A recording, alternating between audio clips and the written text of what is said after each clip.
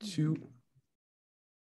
All right. Good morning, good afternoon, or good evening, everybody. I am extremely honored, humbled, and grateful that Mr. John Russell, and of course, in addition to Riel here, as all of you on the show know, Riel at this point, hopefully, but Mr. Russell is here to join us today. Now, before we introduce Mr. Russell, I would just like to give a quick little overview and background about him, mainly because I have to say I'm not only extremely impressed with a lot of the work that or the interviews that I've been listening to him speak about leading up to this. But without further ado, Mr. John Russell has been a professional psychic for about 50 years. Internationally known, he has provided psychic readings for clients in over 40 countries. Mr. Russell has filmed a TV pilot for the History Channel in which he psychically explored the assassination of President Abraham Lincoln. For over 15 years, he's been a popular featured guest heard worldwide on many radio shows and podcasts. Over the last year and a half alone, Mr. Russell has been interviewed over 100 times, including appearances on Coast to Coast AM with George Noory, The Unexplained with Howard Hughes, Fate Magazine Radio with Kat Hobson, Beyond Reality with J.V. Johnson, Darkness Radio with Tim Dennis, Shifting the Paradigm with Christina Gomez. And for those on our side of the show, you'll know that Christina came on the show, I think, as of the day we're recording this, a week and a half, 2 weeks ago, in addition to the Unidentified Celebrity View and many, many more. And one thing that I find absolutely intriguing, and I mean this in a genuinely good faith way, is that he's also been an avid motorcyclist for over 50 years. And so when he's not chasing ghosts around the country on his motorcycle, he enjoys painting, reading, making photographs, gardening, target shooting, and fancies himself a fair chess player. So without further ado, Mr. Russell, thank you so very much. And how are you today? I'm great, Dave. Thanks for that wonderful introduction. I'm happy to be here. Riel, nice to be here with you, and we're going to have a good time today. Absolutely. Absolutely. And Riel, did you just want to say hello to the audience as well? Sure. Yeah. Hey, everybody. Super excited for the conversation. I've been listening to John the past couple of days, and yeah, as Dave said, super enlightening. I resonate a lot with what he's saying. So really excited to just ask some questions and have a fluid conversation. Awesome. So I wanted to jump in with a particular question that I must be honest, sir, I was listening to one of your interviews and it just could not leave my head, but in a good way. And you had said that science, at least on the human academian level, is not there yet and is not even nearly close. Please forgive me if I'm taking words out of context, but is not nearly as close to the spiritual understanding of what's going on. And in my humble opinion, you hit the nail on the head when you said, okay, if someone has an experience, regardless of what it is, good, bad, you name it, a lot of people, after the experience is over, they're so focused on, oh my gosh, what just happened to me? But they don't think about, okay, we've established that there is something, there's a there, right? And also, but a lot of people don't think about what's the intent behind this experience? Where's it coming from? What's the goal? Is it intended to deliver a message, to convey something to you that maybe you should not do in your own personal life? Things like this. Now, is there anything that you can provide insight on pertaining to dare I say, for lack of a better term, maybe a control mechanism that these beings have to enter our realm and to sort of convey a message and then leave, if you will? Well, that's the whole thing is in paranormal investigations, science is so woefully far behind the paranormal in trying to explain the paranormal, because it's exactly like we've discussed. You can take a REM pod, or you can take a video camera, or you can take a voice recorder and go on a paranormal investigation, and you might get some EVP, electronic voice phenomenon. You might get something on the camera. You might get the REM pod activated and go off a few times, and it may happen in response to a request or something. But typically, those physical manifestations are fairly short-lived if they occur at all. And then you're left with the question of who set the REM pod off? Who was speaking in the EVP? What message were they trying to communicate? Who were they trying to get through to? Why are they here? Who is the person or the spirit or the entity that's there? Are they there in a long-term manner, in a short-term manner? Are they passing through? Did they come in response to the investigation and a request from someone there? Do they have a history with the property? So there's all these questions that we have to answer if we have a good, true paranormal investigation. And a good psychic, a reputable psychic, a true, reliable psychic can connect with those spirits and get that interaction, get that communication with them where physical devices can't, where the REM pod can't, where EVP can't, where cameras can't, and so on and so forth.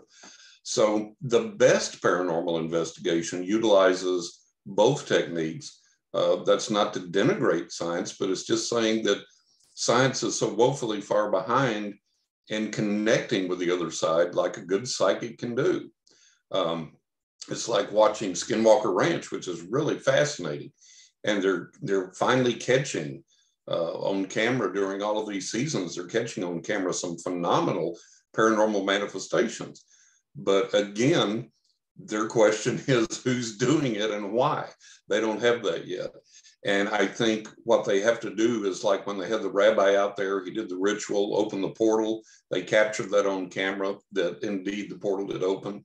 I think what they have to do is they have to interact more with shamans, with like people like the rabbi, with psychics, good reputable psychics, and have them out there to, once these manifestations occur, to try and connect with who and what is manifesting on the property and for what reason. And then I think that we have to come to the realization that most of these mechanisms, even to a psychic such as myself, is unknown. I get this information from the other side. By what exact method, I don't know. I know that it's accurate. I know that it works. I know it's been validated for 50 years of my life that when I go on a paranormal investigation and I pick up things about an area, people are able to validate and confirm that the information I'm receiving is correct. I know that when I do readings for my clients, make predictions for my clients, they've told me over the years that my accuracy rating of my predictions for the future is 80 to 90% accurate. What mechanism that is exactly that occurs by, I don't know, and I'm not real sure that anybody does. There's a lot of theories out there, but we don't have a lot of things we can hang our hats on. It's just like one interview that I was on, we were talking about EVP, electronic voice phenomena, and we were discussing the fact that they have to have some type of noise, apparently, to communicate. Well, noise is a frequency, but within that noise, we can't find the frequency that the voices use to communicate with us through EVP. And one of the hosts that was on the program is a professional musician. And he said, John, he said, I can take any piece of music, any sound, any piece of audio, and I can manipulate it, do anything in the world that I want to with it on a professional level.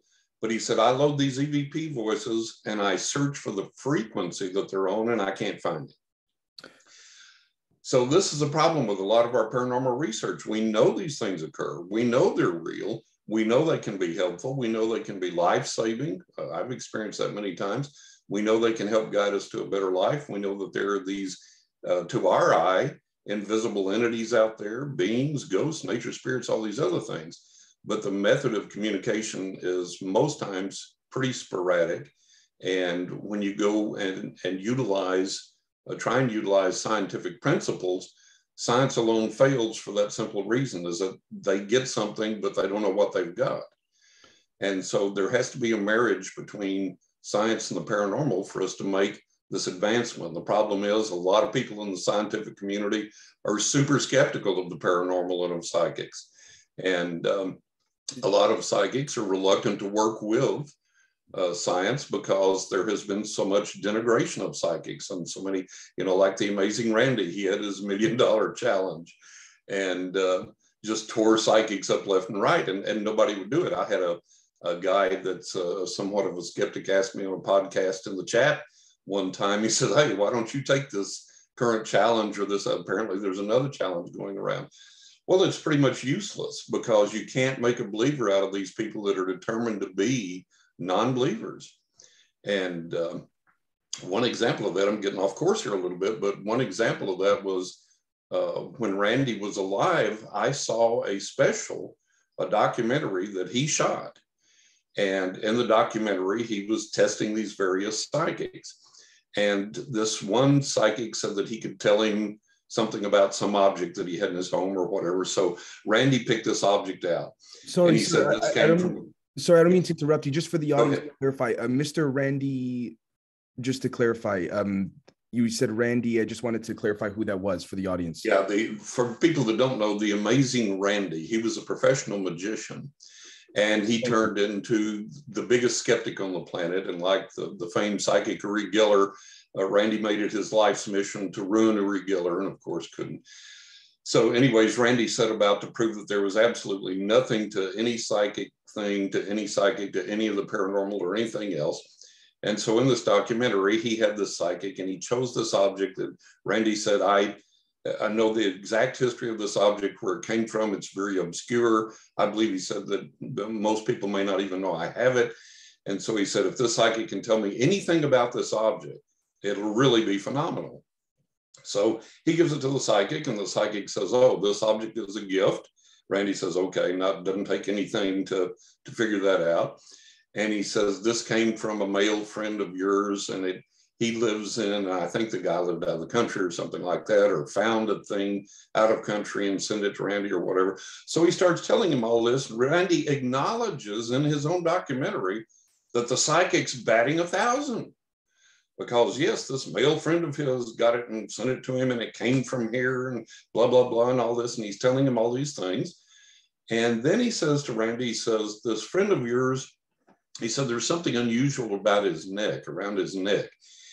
And he didn't say it was a clerical collar. He said, it reminds me of a clerical collar because there's something up here around his neck. And so Randy said, no, that's wrong. It's not a clerical collar. It's not anything like that. Well, he didn't say it was. He said it reminded him of. And come to find out, Randy's friend had a predilection for wearing turtleneck sweaters. So there was something up around the neck, and it reminded this guy of a collar. Wow. So Randy says, he didn't allow that description, which was totally bogus, and in Randy's going about it to begin with. And so Randy says, in my view, if one thing's wrong, everything's wrong. So all the 100% accuracy that Randy had credited the guy with up to that point, he just blew out of the water and said, nope, the guy's just as phony as the rest because he missed that thing. So I was on a radio show, and the guy called me one day and he said, John, you'll never guess who I've got as a guest. I said, who? And he said, Randy. I said, oh my God. He said, are you available that day to call in to be there? And I said, no, I'm booked solid and I can't be there. And he said, well, what would you have me ask him? And I said, well, ask him this. Ask him about how can this guy be 100% accurate, and then Randy misinterprets deliberately one thing the guy says and counts everything wrong. How can that be right? And so he did. So he asked the guy, and I didn't get to listen to the show or anything. So he called me back and told me that he, talked to Randy and asked him that. And so Randy said, well, this is all set up beforehand. It's my rules and I determine it. And I say, if one thing is wrong and I decide what's wrong, then it's all wrong. Kind of like that's not skepticism. That's just, hey, no matter how good you are, how much you get right, I'm going to shoot you down and say there's nothing. Like more like dogmatism than anything. Yeah. So that's what a lot of what we face too, trying to get into the scientific community and work with them. Although there have been good examples of that. Look at Stanford Research Institute, and they had URI GELLER, and they had the other famous guy, I can't think of his name right off the top of my head, and they had all these people out there, and they conducted these experiments. Ingo Swann. Yeah, Ingo Swann. Yep. And others, and they proved that these things were valid and that they did occur and that they did work. And I think as time goes by, if science would be more open and more willing to be, to say, okay, what do we have to do to coax this thing out of hiding and to make it more reliable and to make it more, trustworthy or more verifiable or more repeatable or whatever. Now, with my readings are always accurate, always easy to do, always verifiable, always work. with the paranormal manifestations I've experienced, and I've experienced over 1,000 physical manifestations in my lifetime. And a lot of times other people have seen them, we've recorded them, we've caught them on film, we've caught them on audio. But with those, it's not as repeatable or demonstrable as we would want it to be.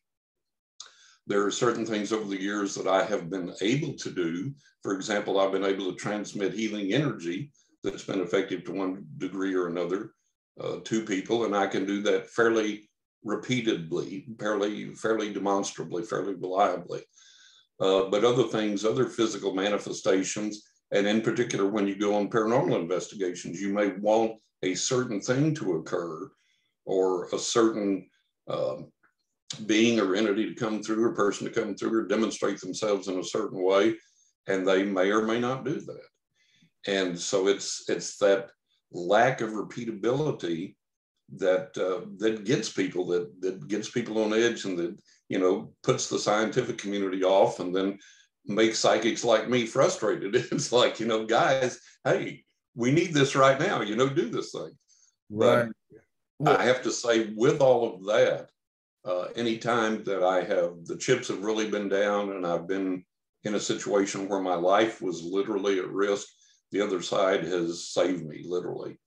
And so, wow. I mean, you know, it's interesting because I want to, first off, thank you so much for that response, sir, because there's often times where, you know, we have guests and it's not so much of a lengthy response. And I appreciate your candor to be as open as you are, if you will. Now, speaking of which, pertaining to the academic community, I was taking some notes as you were speaking on my screen here, and you speak of this, you speak of this necessity for there to be more of a marriage between, you know, the psychic community and the scientific community. And I wonder, without getting too conspiratorial or anything like this, if you will, do you feel there's been because I think this goes without saying, there's been what I've coined a deliberate divorce, if you will, between the psychic community and scientific community, not because of the lack of evidence, but because of the insurmountable amount of evidence that's been suppressed, if you will. Again, just for the sake of the audience, we're simply exploring ideas. But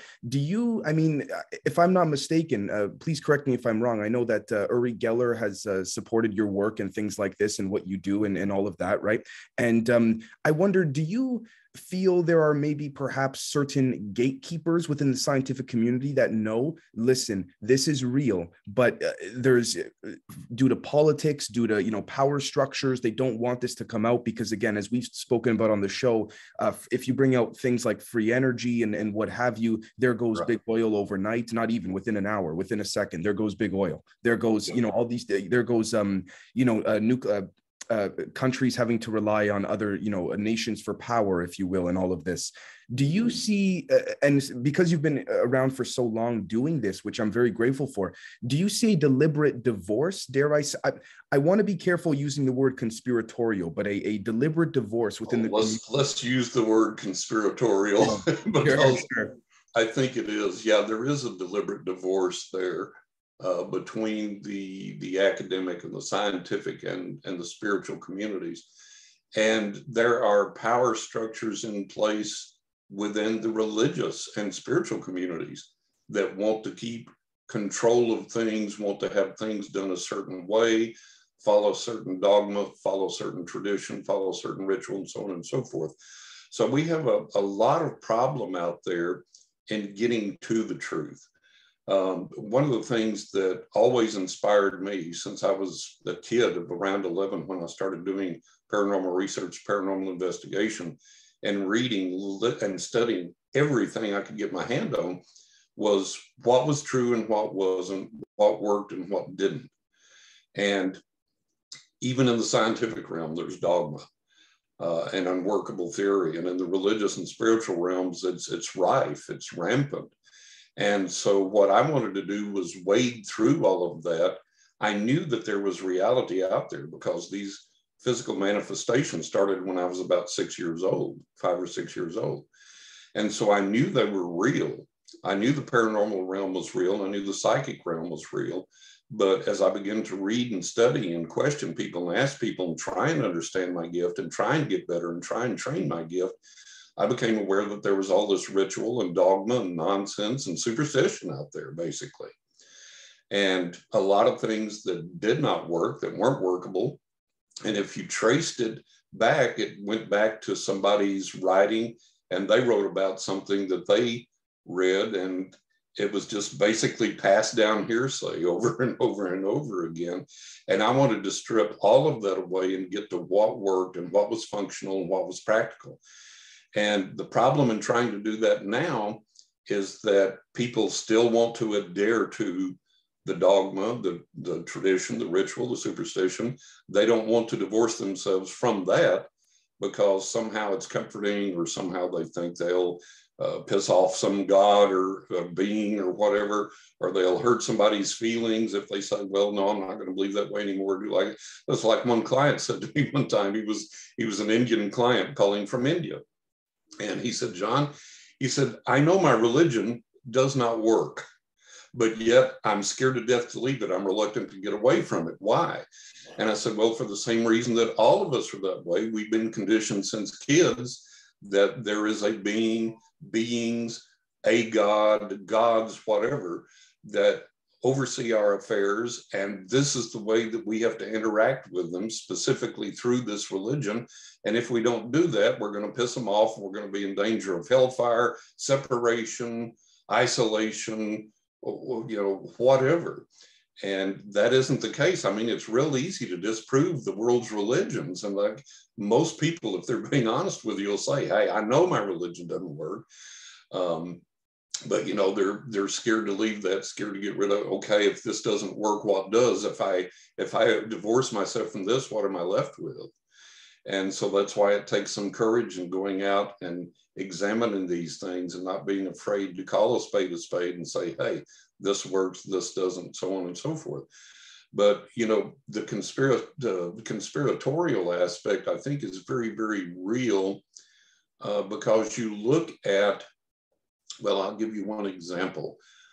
We finally received that little piddling government report that did acknowledge that UFOs are real and that they are physical objects and that they're a threat to national security. There have been near misses with our pilots and with airlines, so on and so on and so forth.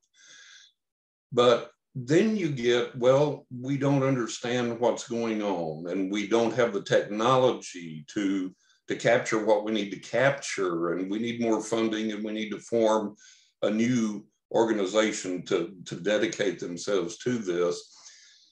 That's the biggest bunch of hooey on the planet, and I can tell you why. I don't just speculate that it is. I can tell you why, and I can provide concrete examples. For one thing, I know someone that has a connection with someone in the military community that is 100% reliable.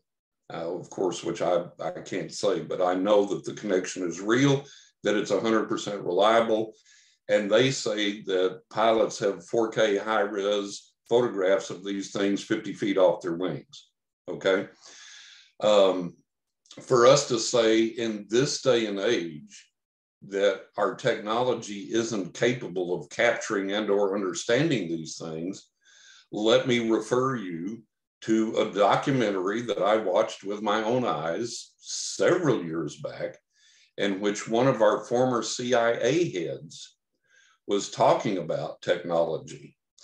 And the SR-71 Blackbird, which was our premier spy plane at the time, for those that don't know, look it up. The SR-71 Blackbird flew in subspace. It flew so high.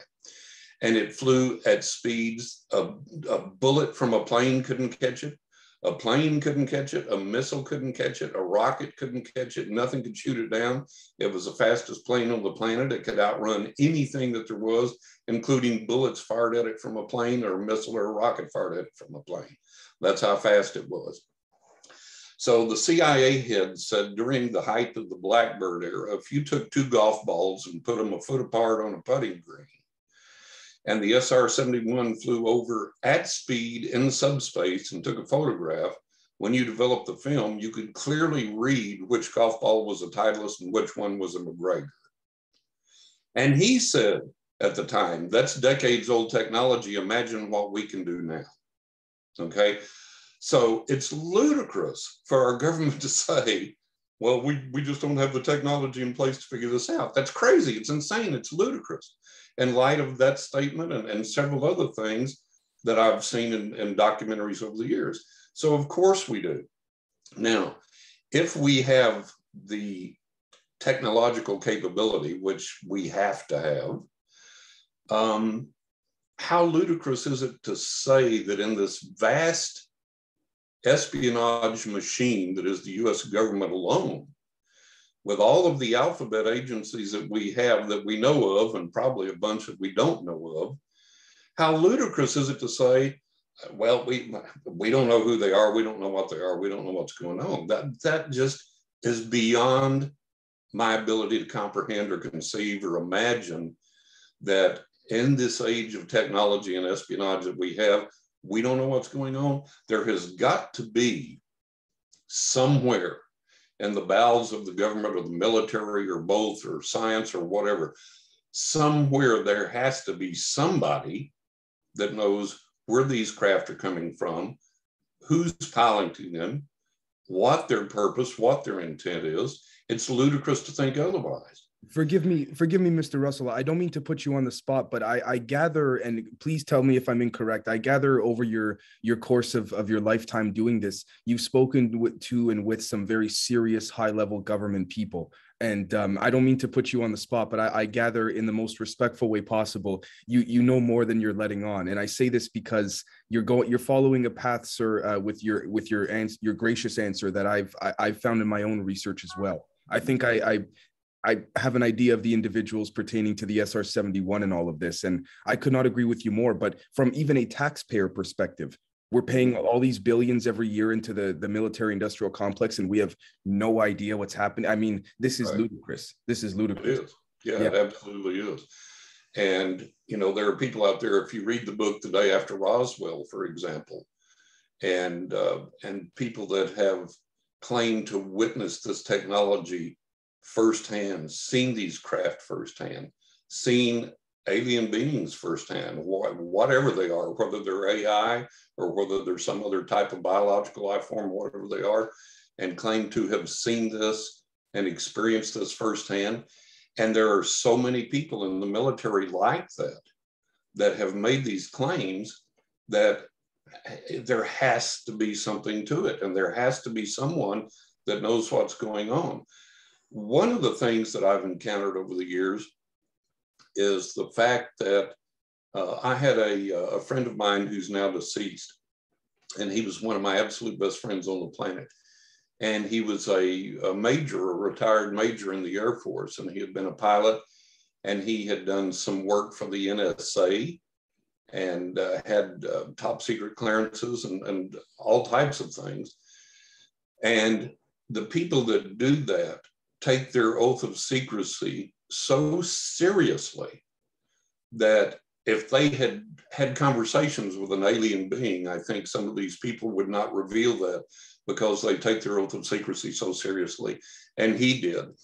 And he would tell me things that were not classified, where he was not breaking his oath of secrecy, but they were pretty astonishing. And he would start on a conversation with me and go, "Oh, I'm not going to go any farther. Forget I said that. I'm shutting up." And so we have that secrecy aspect there to dig through. But he told me that he saw astonishing things when he was flying, that he saw astonishing craft that were not ours. And he spoke of the technology that we had at the time. He said back during when he was developing some of the Blackbird photographs and all these other things for the NSA and doing some things like that. He said, "John, we had such night vision that a plane flying over," he said, "I developed a photograph and there was a enemy soldier standing out under a tree at night taking a leak, and you could see his urine stream." If I could jump in very quickly, are you familiar, Mr. Russell, to add to that point there with Mr. Jacques Valley by chance? Yeah. Okay. it's interesting because he had said, Mr. Valley and Mr. James Fox had said on Joe Rogan a couple years back at this point, that back during the congressional hearings, some classified, some not, in the 70s, pertaining to the Soviets and all of this, there were certain individuals within the NSA, before it was officially acknowledged, that they claimed and testified to Congress. I don't know if it was in a classified or unclassified setting, but at this point, it's been so long, it doesn't matter at this point, where he said to Congress, he could see in the Soviet Union the little snow fractals drop on top of the I think the statue of, I forgot who it was, outside of the KGB building. And this was, he testified to Congress in the 70s about this, about tech that he had in the early 60s. So and I agree with you, sir, to your point, they're telling us we don't know. This is absolutely, I mean, preposterous. Yeah, it's just, you know, the technology has been there from a long time back, and it just beggars the imagination to think that what we're capable of now with our technology, because everything that's revealed is the tip of the iceberg. You know, everything that science, military, and all technology in the government, everything they reveal is the teeniest, tiniest tip of the iceberg. And there's tons below that, and it just boggles the mind. But yeah, we have to know. And it's frustrating to me, as a psychic who has been a UFO experiencer many times, it's frustrating to me to try and communicate with these beings or get a signal or get some concept or some idea of who they are, why they're here, and what's going on. And there seems to be some type of resistance to that.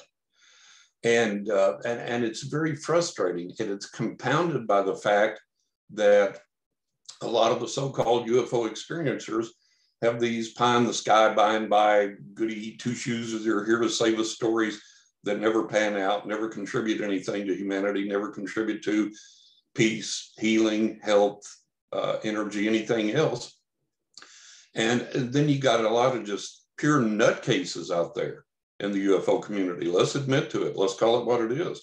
And these people are making ridiculous, outrageous claims and saying outrageous things for which they have absolutely no proof, nothing to back anything up. And you have people like Anjali, who did the press conference. Anjali, yes. Do you think? And she was supposed to have an alien at the press conference at the Washington steps. Well, that fell through, but she was there. And then on Twitter and various other things and various other interviews, she had met the aliens, and they were in a cave on some guy's property, on his ranch and private property. And the aliens had agreed to come out and be interviewed by major news organizations, and the world was going to finally know that. On and on and on with this ignorant nonsense. And of course, nothing to any of it never happened, all fell through. There's always an excuse when things fall through and don't come to pass. Well, this is why, and this is why that. Baloney, you know, it's ignorant nonsense. And I'm not saying, sorry, sir, I'm not saying her specifically, but I am familiar with Anjali and that situation there. But do you think, again, going back to the concept of deliberate divorces, if you will, instead of between science and the government, do you think there's a, dare I say, a stigma campaign, or people that are, not all of them, but dare I say, employed in one way or another to create such nonsense to try and delegitimize things? Yeah, people like yourself? That's a very strong possibility. It could be, what better way to draw attention away from this and discredit this, right, than to send people out there with this misinformation and disinformation, right? And so that, you know, it could be happening in an official or quasi-official capacity. It absolutely could. But whatever the reason for it, people start getting interested in this and start giving it some credence, and then they run into nonsense like that, and they're like, I don't want anything to do with these nutcases. I don't want to be involved with this kind of silliness. And then that, you know, causes people to back off from it. So they do what you said the scientists do. If they can't repeat an experiment, they throw everyone in the same bucket and say, okay, they're all nuts. Yeah. Exactly right. And it's very frustrating with the UFO thing. Like I said, I've had several experiences, and I saw an interview with Rob Shelsky, who was a MUFON field investigator. And he was talking about the UFO experiences. And he said, you know, where is the experience where I was lost in the woods at night and I feared for my well-being, maybe even my life and my safety. And this UFO came over, shone a beam of light down and led me out of the woods to safety. Where is that story? We don't have that. Right. But we have abductions, we have cattle mutilations, we have, you know, they come over and shut nuclear missile silos down, showing, hey, you know, we're perfectly capable of shutting everything down here. And people misinterpret that. They say, well, they're just showing us, hey, you need to quit messing with this stuff. And, you know, this is dangerous and harmful. That's nonsense. If that's the message they want to convey, there's a lot better ways and a lot easier ways to do that. I agree. And, you know, these beings have been visiting this planet, active on this planet for no telling how long, because you go back way before technology. Our technology existed and these craft were zipping around and these visitations were occurring on this planet. And people always say, well, the two theories that I really hate and really, really detest. One is that they're us from the future come back to guide us and save us. And I say, well, they're doing an awfully poor job if that's the case. The other thing is they're the watchers. They're here to watch over the planet and this, that, and the other. Well, again, they're doing a horrific job, because now we're in what, the third year of the pandemic and no end in sight. And we have more wars than we've ever had. And Russia's invaded Ukraine and on and on and on and on and on. I don't mean to fearmonger, but do you subscribe or potentially, or not subscribe, but are you open to the possibility of, again, I don't mean to put a negative connotation to this, but a lot of people have been exploring the idea, this simulation theory, where inside of a metaverse, a video game, a spiritual one, if you will, or an organic one, whether for better or worse is not for me to say, but are you open to that, or do you think that's... I don't subscribe to that. And the reason why is that falls into when we were in high school and we would look at each other and be a little buzzed and say, you know, I call this red and I might see it as red, but you might see it as green, but you also call it red, you know, and it falls into that kind of, you know, pseudo-philosophical thinking. The labeling of it. Yeah. Right. And you get off into this pseudo-philosophical stuff and you can make up a possibility for anything, but that doesn't give you any concrete answers and it doesn't lead you anywhere. And my final analysis and everything has always been when people say, well, the aliens created us. There's a spiritual component to every single thing on this planet by evidence that we interact with this invisible realm, the other side, and there has to be a creator. So if the aliens created us, who created the aliens? Right. There has to be an ultimate creator. There has to be an ultimate creation. It's like that scene from Prometheus when the scientists find the aliens and that the aliens created humans. And then one of the scientists' husband says to his wife, you can take the cross off your necklace now, the cross off of, your necklace, right, your chain. Right. And she goes, why? He goes, well, we found our creator. She goes, yes, but who made them? Exactly right. Exactly right. And so we get, you know, my thrust in all of my investigations, all of my learning, all of my readings, everything that I do, my focus is this has got to be practical. It has to work. And it has to work on the physical realm that we live in and that we have to deal with. Now, if you don't believe in gravity, that's fine, but go jump off a building, you're going to go splat. We have natural laws that we have to enact with on a daily basis, whether we want to or not, whether we believe in them or not. We have to adhere to it, yeah. Yeah, and we have things that we have to do bodily, whether we believe in it or agree with it or not. You don't eat and drink, you die. You don't sleep, you hallucinate and die. You know, there's all these things that bind us and constrict us. And in trying to transcend all of this, we get into areas of pure speculation that are pure philosophy. And we can make up anything or meditate and envision anything or imagine anything, but that doesn't mean it's reality. And it doesn't mean that it affects this reality in a positive way. And you can argue all you want to, well, this reality isn't here, this chair isn't really here, it's just a bunch of molecules vibrating at a different, whatever, fine. I have to sit here or else I'm sitting on the floor, and that's not very comfortable. So we have these things we have to deal with. Right. Now, if we have to deal with these things in the physical realm, let's find ways to connect with the spiritual realm and utilize that power to make things better for us here, to make better ways of healing, to make better ways of peace and harmony on the planet, to find ways to stop warfare, to find ways to better connect with these higher realms of consciousness that really could lead us to something good and to something great. Do you, I just wanted to ask, do you think that there has been a, I don't mean to go left field here on this question, but in addition to what you're saying here, do you think there's been a potential, and I don't mean to sort of just kind of go out there, if you will, on a limb, but I've really been struggling and with the concept of how the English language derived from Latin seems to, dare I say, almost deliberately or conspiratorially, if I will, create a limit on a lot of things. For example, like when we say we're astral projecting, I had a personal experience just last week. Ever since that experience, sir, I hate to use the word astral. It's much more than that. So do you think there's been a, say, 300, 400, 500 years ago, under the Anglo-Saxon influence of the West and Europe, there's been a limitation on words so that, again, I'm, for example, I don't want to say forced, but I feel forced because of the English language limits to use the words simulation theory and all these kinds of things. Right. Well, I think that's a pretty good description. You know, knowledge has always been withheld by those that possessed it. Mm-hmm.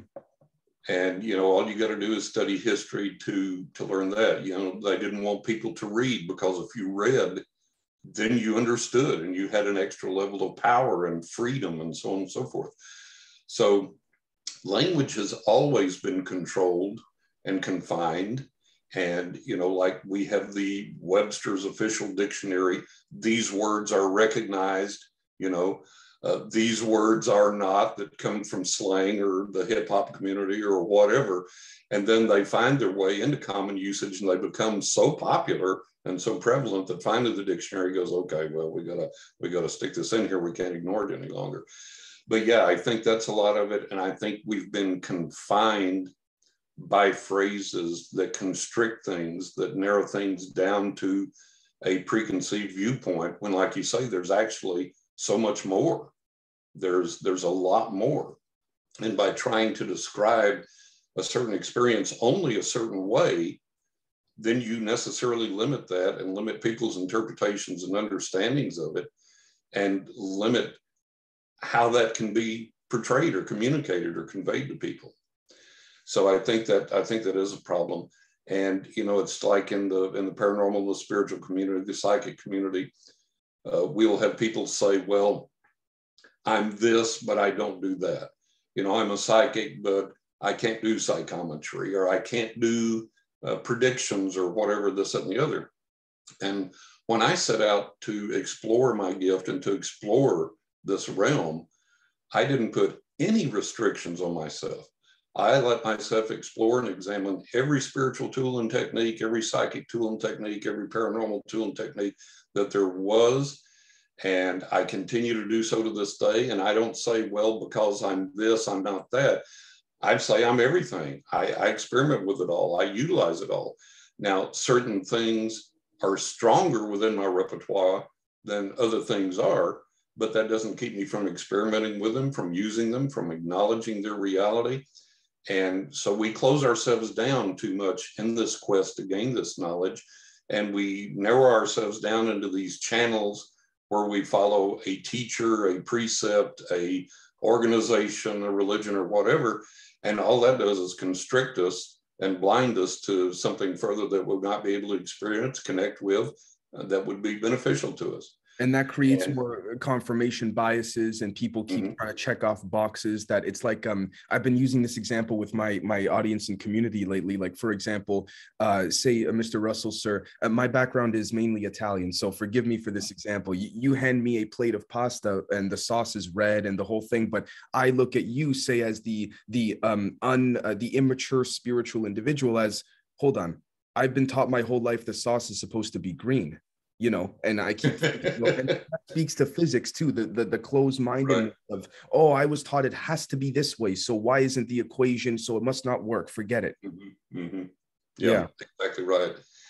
And then we also create these divisions within the research community for the paranormal and for the psychic realm. And an example of that, I was giving this example to somebody the other day, and then lo and behold, on a podcast I was on, over in the chat thing, it was like somebody said the exact thing. They were like, well, I believe in UFOs, but I don't believe in psychics, or I believe in UFOs, but I don't believe in Bigfoot, or I believe in psychics, but I don't believe in mediums, which is basically the same thing, really. And so it's like we create all these divisions where, okay, there's something supernatural or paranormal out there, and I can believe in that one, but I can't believe in this other one or these other ones. Or That's what I was trying to ask about the Latin influence there in the Anglo-Saxon community. If there's been a deliberate, again, psychic, medium, remote viewer, channeler, whatever you want to call it. I mean, it's sort of like what you said. It's like in school, some people are naturally better at math than English per se. When you go exercise, some people spend 30 minutes in the gym and their muscles grow. Others have to spend 3 hours in the gym, right? It's the same type of type of thing. And it is. It's also very limiting, and it's very divisive, and it keeps us again from coming together and marrying the things we need to make some true progress in this. And egos get in the way.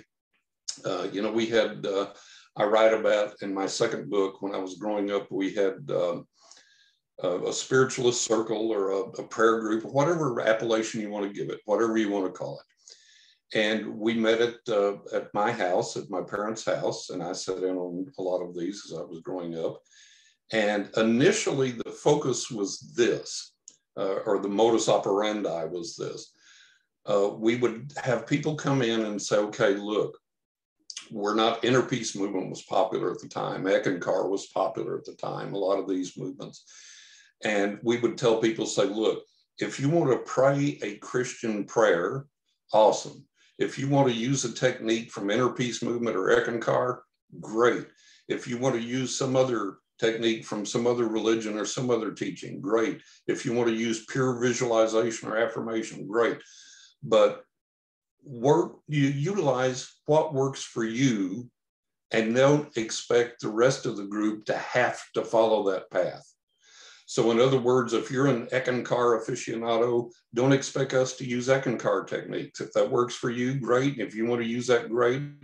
If you want to pray, great. If you want to affirm or visualize, great. If you want to use an IPM technique, great. But let's do this. Here's the focus. Here's what we're trying to accomplish. We're going to send healing energy to Joe Smith. And you send that healing energy in the manner that's meaningful and relevant and works for you. And we'll all do what works for us individually.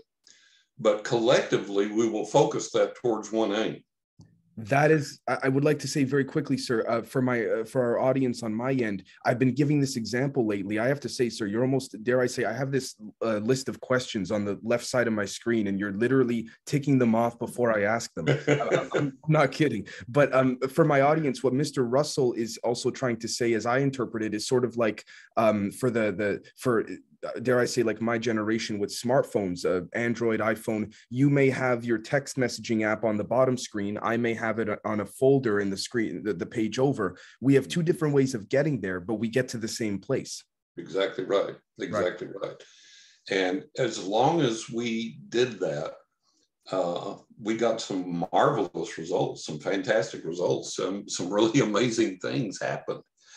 But then it became, well, this new book has just come out. Have you read that? I think the group should use this and try this technique.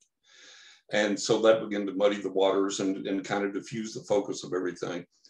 And then egos got in the way. It was like, well, I want to lead the group. Why can't I lead the group this time? Or we always meet here. Why can't we meet at my house sometime? And so people begin to splinter away and try and attract followers according to their own ego. And, well, you know, I think we should use nothing but Ekankar. And so whoever believes that way, come to my house, and that type of thing. And the result was that the group disintegrated. It splintered and disintegrated and lost its effectiveness. And, you know, that tends to happen in everything. And it's something that's very difficult to guard against. You have to sublimate your ego, and everyone in that group and an organization has to sublimate their egos.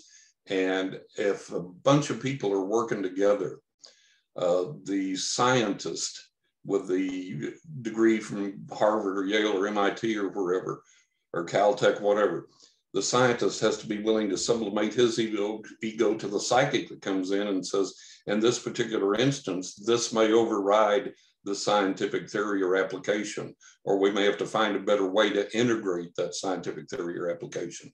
And likewise, a psychic that believes in a certain structure, a certain way, may have to sublimate that ego to the witch doctor that comes in and says, hey, you know, I've been studying this shamanistic technique forever and a day, and this works. Okay, well, let's try that.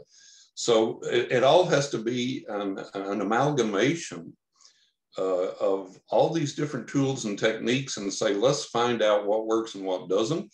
And hey, in this particular circumstance, maybe EVP works better than the psychic, or maybe the psychic works better than the shaman, or maybe the Ouija board works better than the REM pod, or maybe, you know, whatever.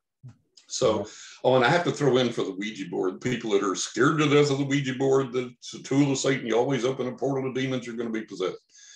Why is it only the Ouija board? We don't do that with the crystal ball. We don't do that with tarot cards. We don't do that with pendulums. We don't do that with any other form of divination. It's just the Ouija board that gets singled out for the bad rap. Now, you're doing the same thing if you're using a crystal ball. You're using the same technique if you're using tarot cards. If you're a dowser and you're going out water witching, you're using the same force, same energy, same technique from the other side. Why does Ouija board get signaled out for a bad rap? I've used one since I was 15, never had a problem, gotten useful information from it, so on and so forth.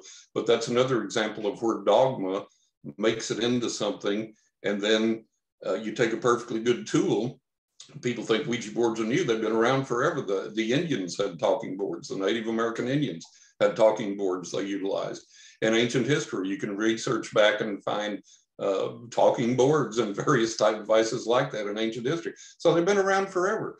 But that's an example where there's a useful tool that some people can use with great facility, that's for some reason gotten this bad rap over everything else, and now it's denied. You can't do that. You can't use that. And so you have to get past all these ridiculous assertions and assumptions. And maybe there's somebody that's been using a Ouija board their whole life and they get phenomenal, accurate information, verifiable information. Bring them into the paranormal group and to the paranormal investigation and turn them loose. Maybe they'll get something better than I did, or that somebody else does, or that there's no other way of getting it. Right. But, you know, we look down on those things, and that kind of goes back, Dave, to what you're talking about, where things are restricted, looked down upon, so on and so forth. And that's what we have to get past in this. And if we're going to make some real, real movement forward, and again, get rid of the egos, be willing to sublimate yourself to something else. And, I will look at anybody and anything, any of their claims, and if it's valid, if it really works, if they're really got it, really have that capability, let's use that, Right. If it's nonsense, we throw it out the window. But if it works, let's use it.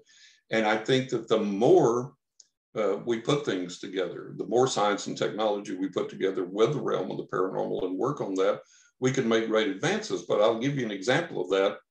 I have a friend that was at Stanford when, when they started Stanford Research Institute.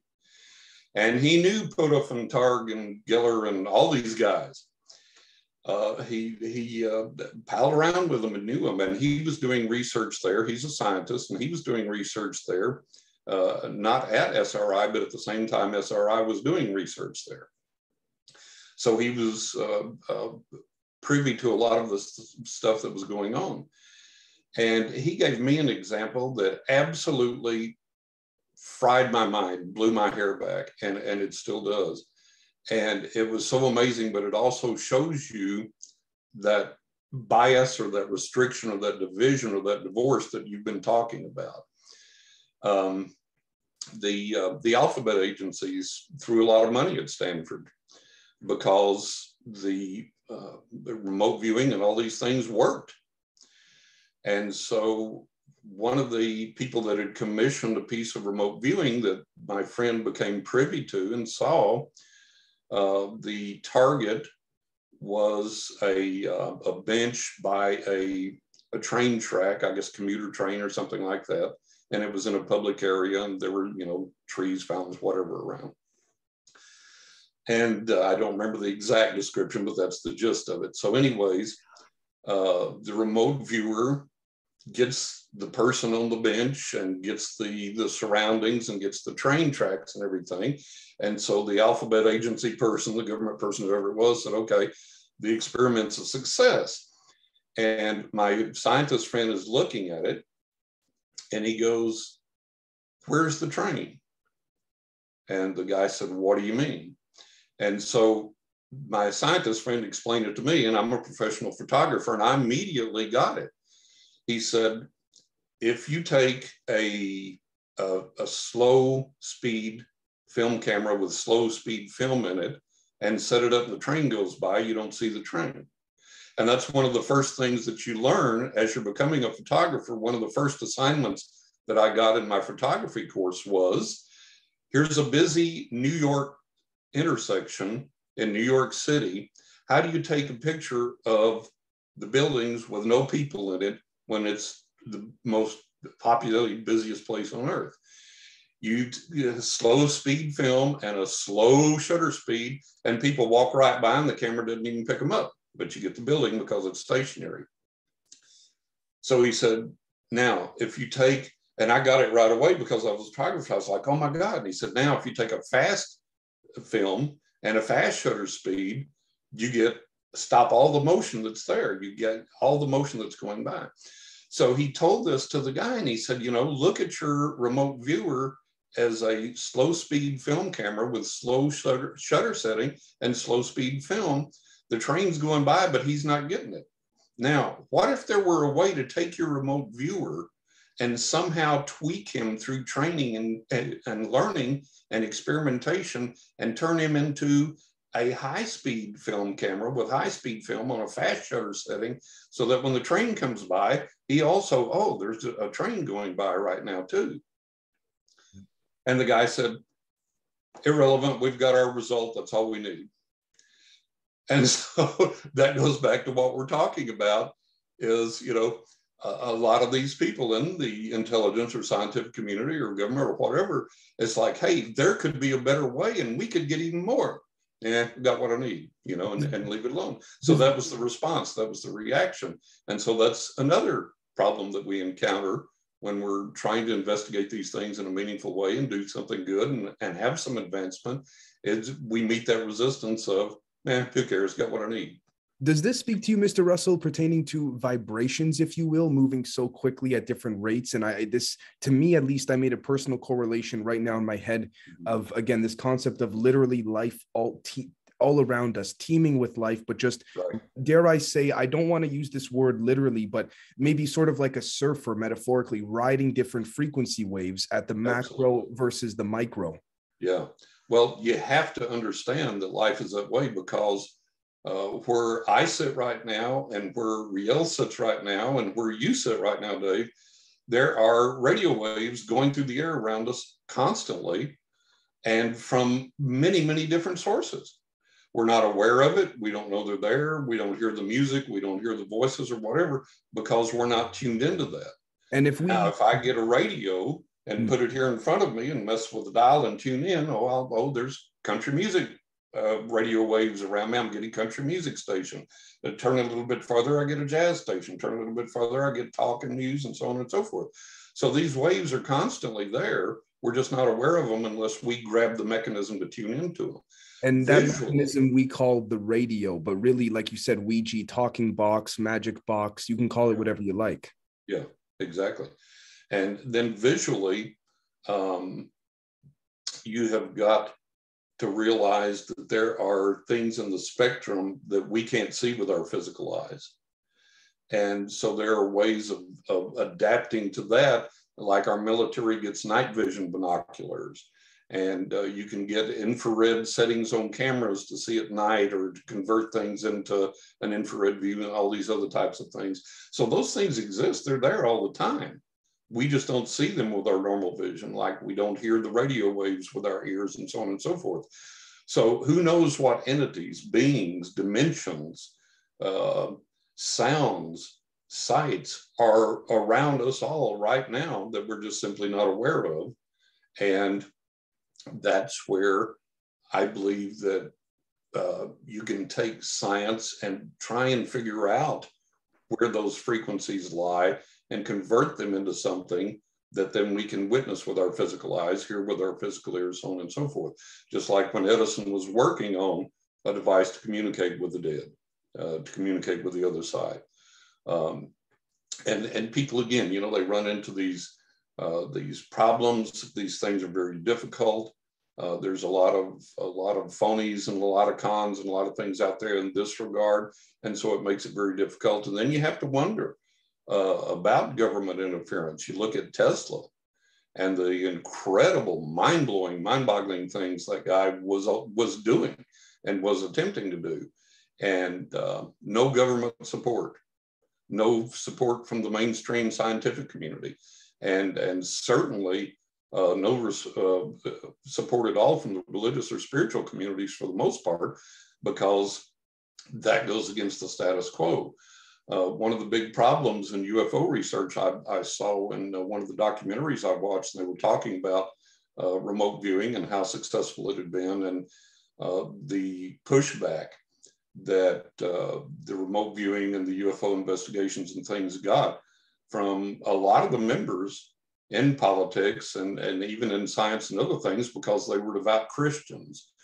And so to them, anything that was outside of the Bible was of the devil, smacked of the devil, or it was demonic. We don't investigate these UFOs. We don't mess with them. They're demonic. They're demons. We let God take care of that. We don't investigate these psychic powers because that's not biblical. We don't mess with the devil. We don't get involved with that. What happens when we are a fractal of God, or the source, if you will? That's what I wonder, right? Yeah, really.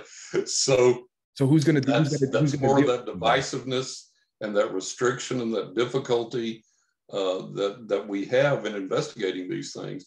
And then you get into people like some of the well-known people in the paranormal and UFO research community. They don't really have anything.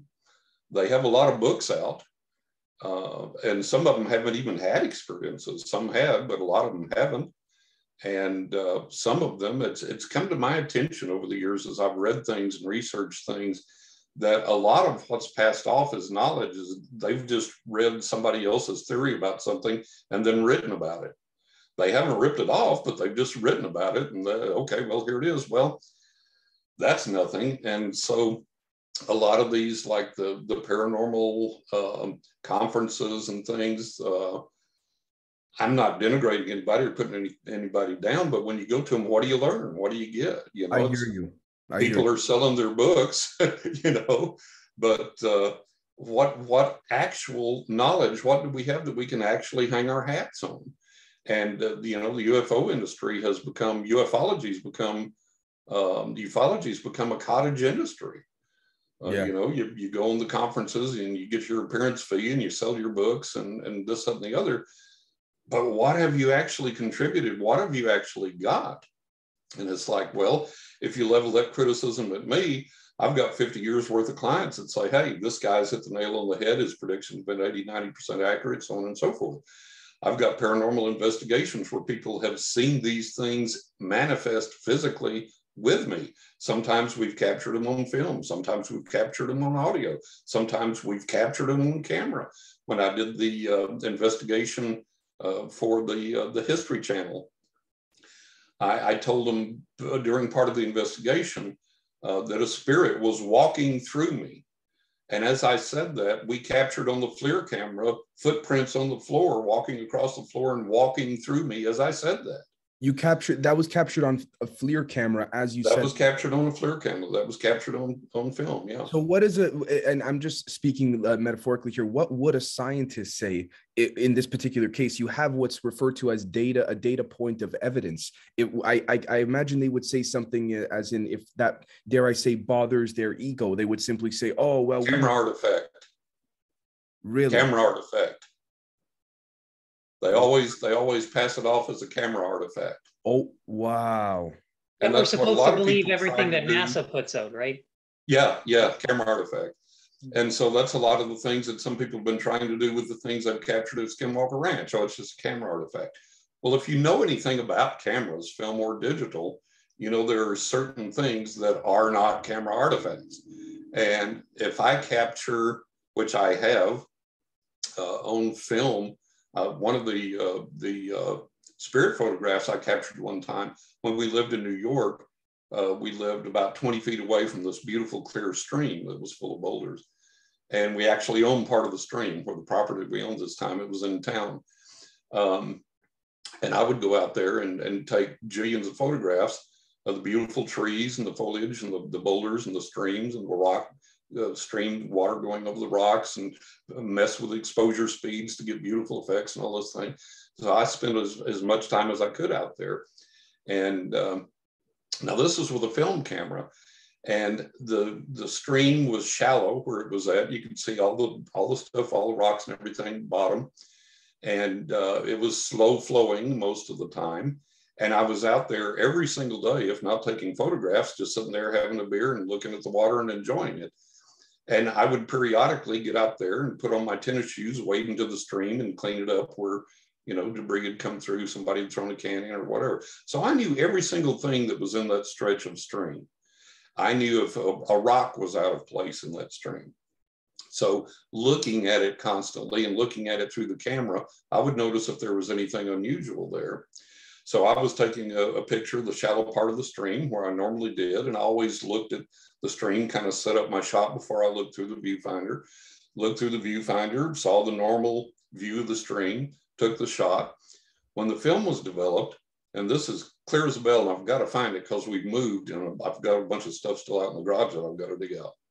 But I have this print, and as clear as a bell on this print, there is an orange jack-o'-lantern submerged under the water in that spot that I was shooting, an orange body with a green stem and little triangular cutout eyes and a little jagged mouth, just like you'd make on a normal jack-o'-lantern when you're carving it for Halloween. And that appeared on the film underneath the water there. Now that's not a camera artifact.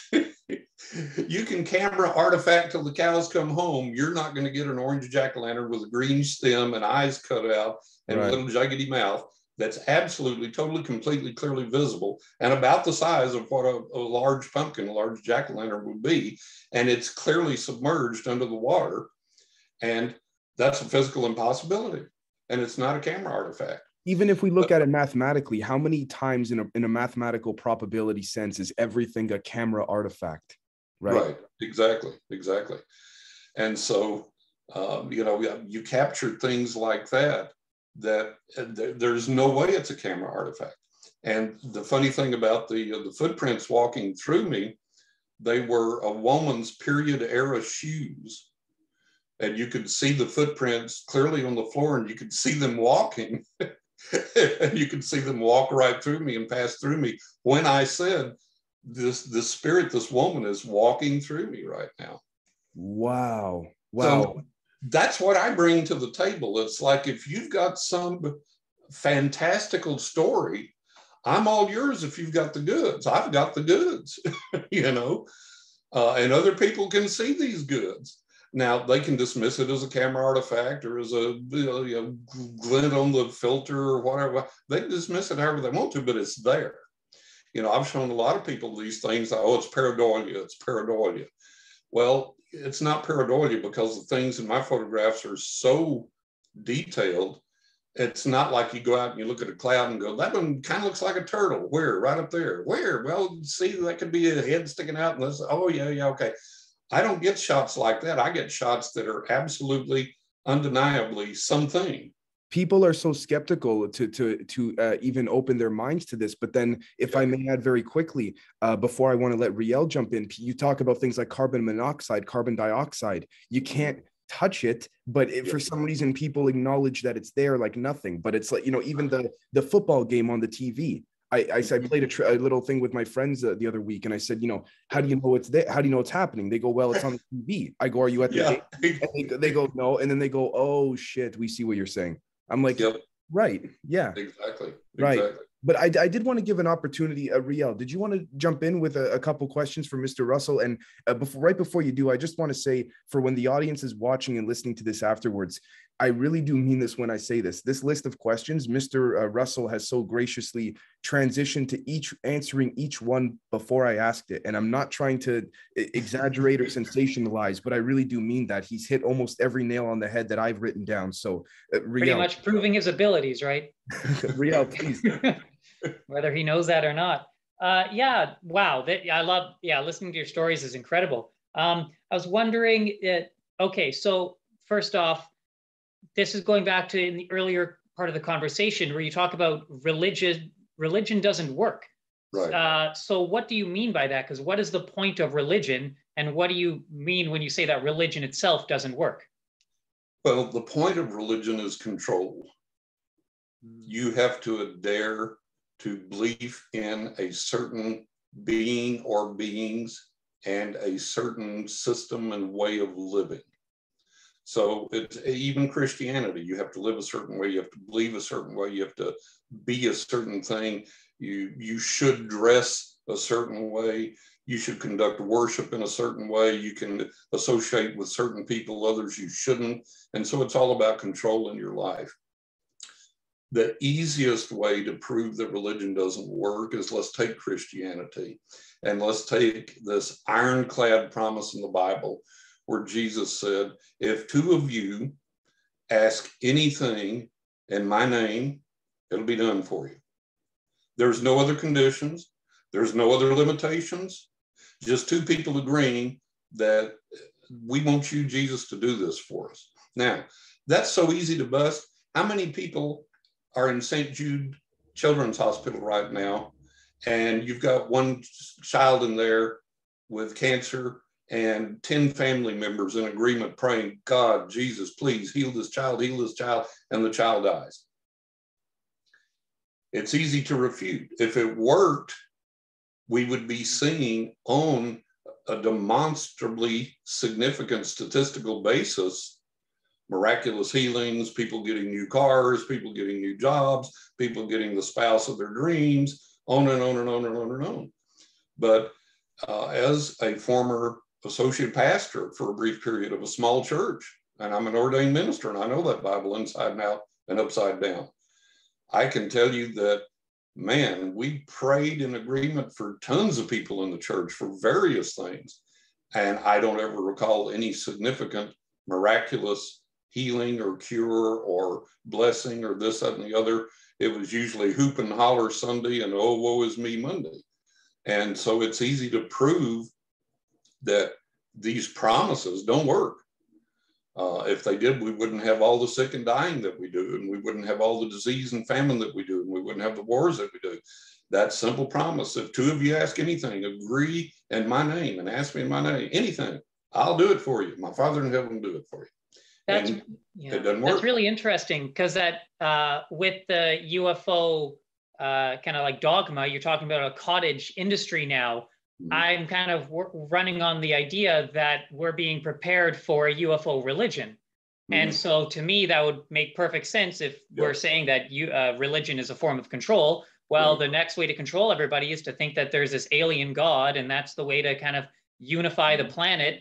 And they're still going to unleash a little bit of technology, but keep most of it suppressed, as we've talked about quite in detail here. So that's really interesting, actually. That's a very good point, and it absolutely is plausible what you're saying.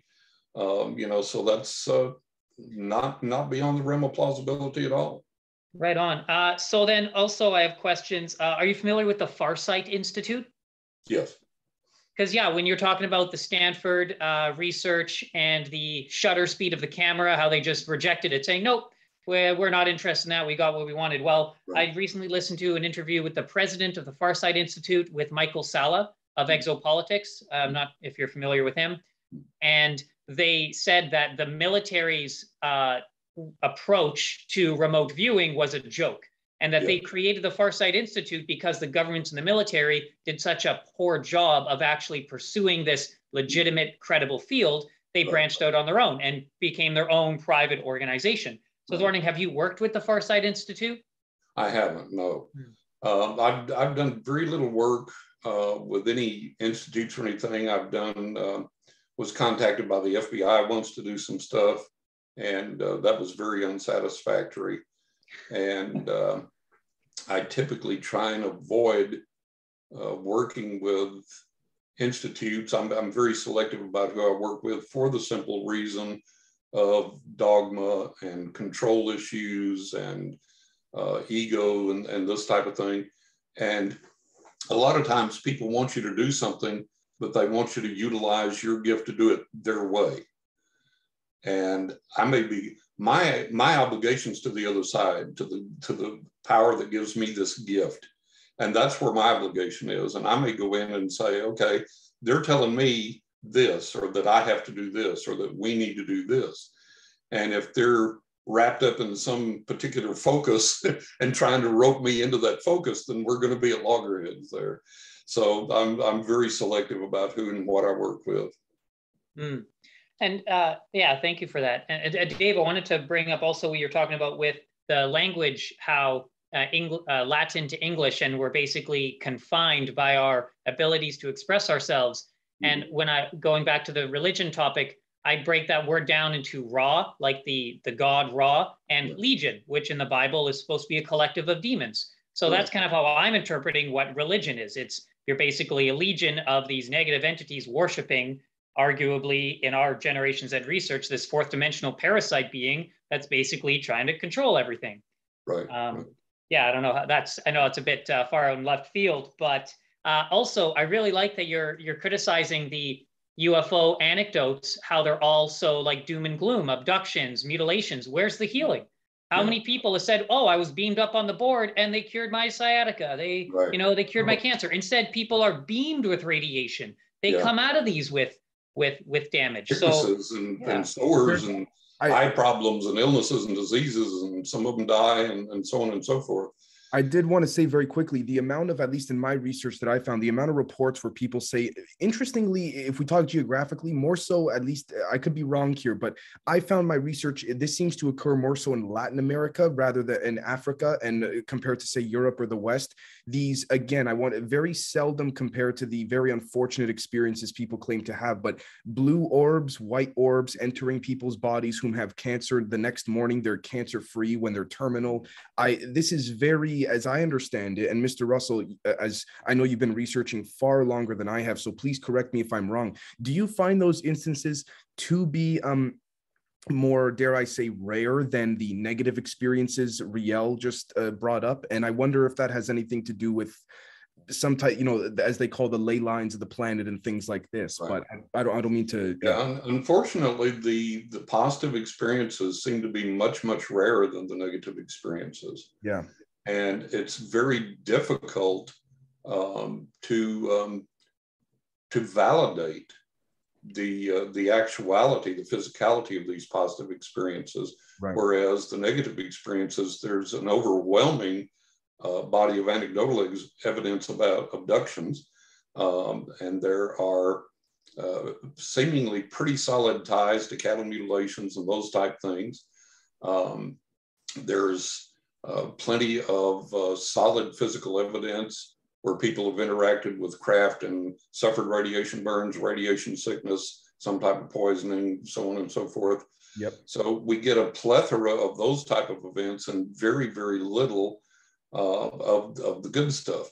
Now, I think it would be really easy to ferret that out if we could approach it the same way we approach approach the psychic, the spiritual, and paranormal realm, that's pretty easy to ferret out there, because in all the years of my investigations, I've not encountered the Hollywood demon exorcist scenario.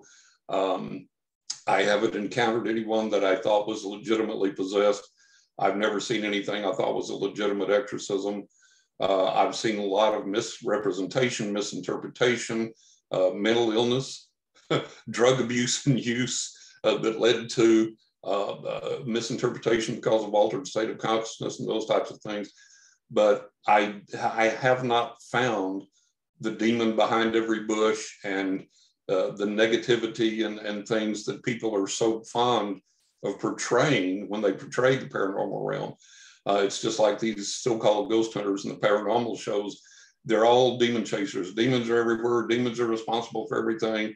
There's always something negative, always something evil, something scratched me, something bit me, something tried to push me down the stairs.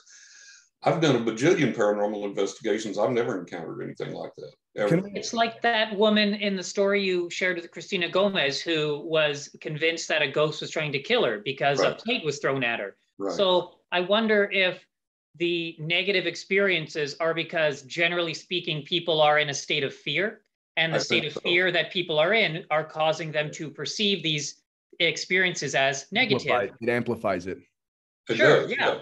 Whereas you're coming into it. Misinterpretation of the event, just like it was with that woman. She misinterpreted what was going on, and went to the knee-jerk response of this ghost tried to kill me, which was not the case at all. And so I think that it's easy to cut through that in the psychic, paranormal, spiritual realm, and it becomes harder to cut through that in the UFO realm. Because we have so much hearsay and we have so much anecdotal propaganda. Stuff. There's so much negative entity alien propaganda. That's the essence of Hollywood's portrayal of non-human intelligence. It's here to kill us. It's a threat. Exactly. So of course we're going to be terrified if you see something there. And maybe it's like a dog. We don't know, at this stage of the game, nobody knows. And the best researchers admitted, we don't know where these craft come from, who's piloting them, what their intents are, what their purposes are. We know they're here, we know they're real, we know they're extraterrestrial, but we don't know. And it's a very strange thing that we have this difficulty in trying to establish that communication. And it may be that our tendency, it's like Stanton Friedman said. He said that if you studied the earth, our main purpose seems to be tribal warfare from the way we spend our wealth. Yep. And that every new frontier is another place to conquer and to do battle. And it may be that these intelligences have a difficulty in getting through to us, communicating with us, because mankind's natural tendency is to exploit. And so if there were some being that came down and came out of a craft and went in St. Jude and healed all the kids, the government's going to grab that alien and they're going to start interrogating him. And they're going to say, is there some way that we can use this guy in warfare to overcome our enemies? Can we use this guy against Russia? Can we use this guy against China? I see what you're saying. I wonder, though, do you think that that is actually the natural state of humans, or is that more of like a corrupt version of how we're supposed to be? Because I personally don't try to exploit and take advantage of people. I think it should be about cooperation, not competition. But it isn't, and there is a natural corruption to this world, however it came about. And there is a natural corruption to humanity, however that came about. And the analogy that I always give there, and it's a valid one, and it's real easy to prove. You can take 10 people, they're all in good health, they have all the money they need, they each have a good, safe, comfortable home, they have a brand new car, they can eat all of the food they need to, they can take vacations, they can do whatever they want to. And out of that group of 10, one of them is going to look at the others and go, how can I control and manipulate these suckers, and how can I get some of what they've got? And that's the natural human tendency. Now, it is widespread, and it is in all of us to a degree, And that's what we work on and try and control and subjugate that so that we do become giving, caring human beings that make a responsible, positive difference on this planet. But at the core of everything, and you know, the old saying, we all have our price. And I think we do. I think we do all have our price. And, you know, whether that is fear, threat, money, something else, I think we all do have our price. We all have our weaknesses. And those are the things that we have to look at and watch and safeguard and resist and strive against. You know, it would be real easy if somebody came along and, you know, given my present financial circumstances, if somebody came along and said, oh, John, we need you for this new paranormal show we're doing, and we're going to pay you $100,000 a year starting out. And, but you can't talk about this, you can't talk about this, you can't do this, and you got to be, you know, subject to this guy. That's that control mechanism. Yeah, it's going to be tempting because we could use that $100,000 a year, let me tell you, but I couldn't do it, you know, and I've evolved to the point that I can successfully say, well, no, under those circumstances, I have to decline that. As much as I would love it, need it, and like it, and want it, and everything else, I would have to decline that.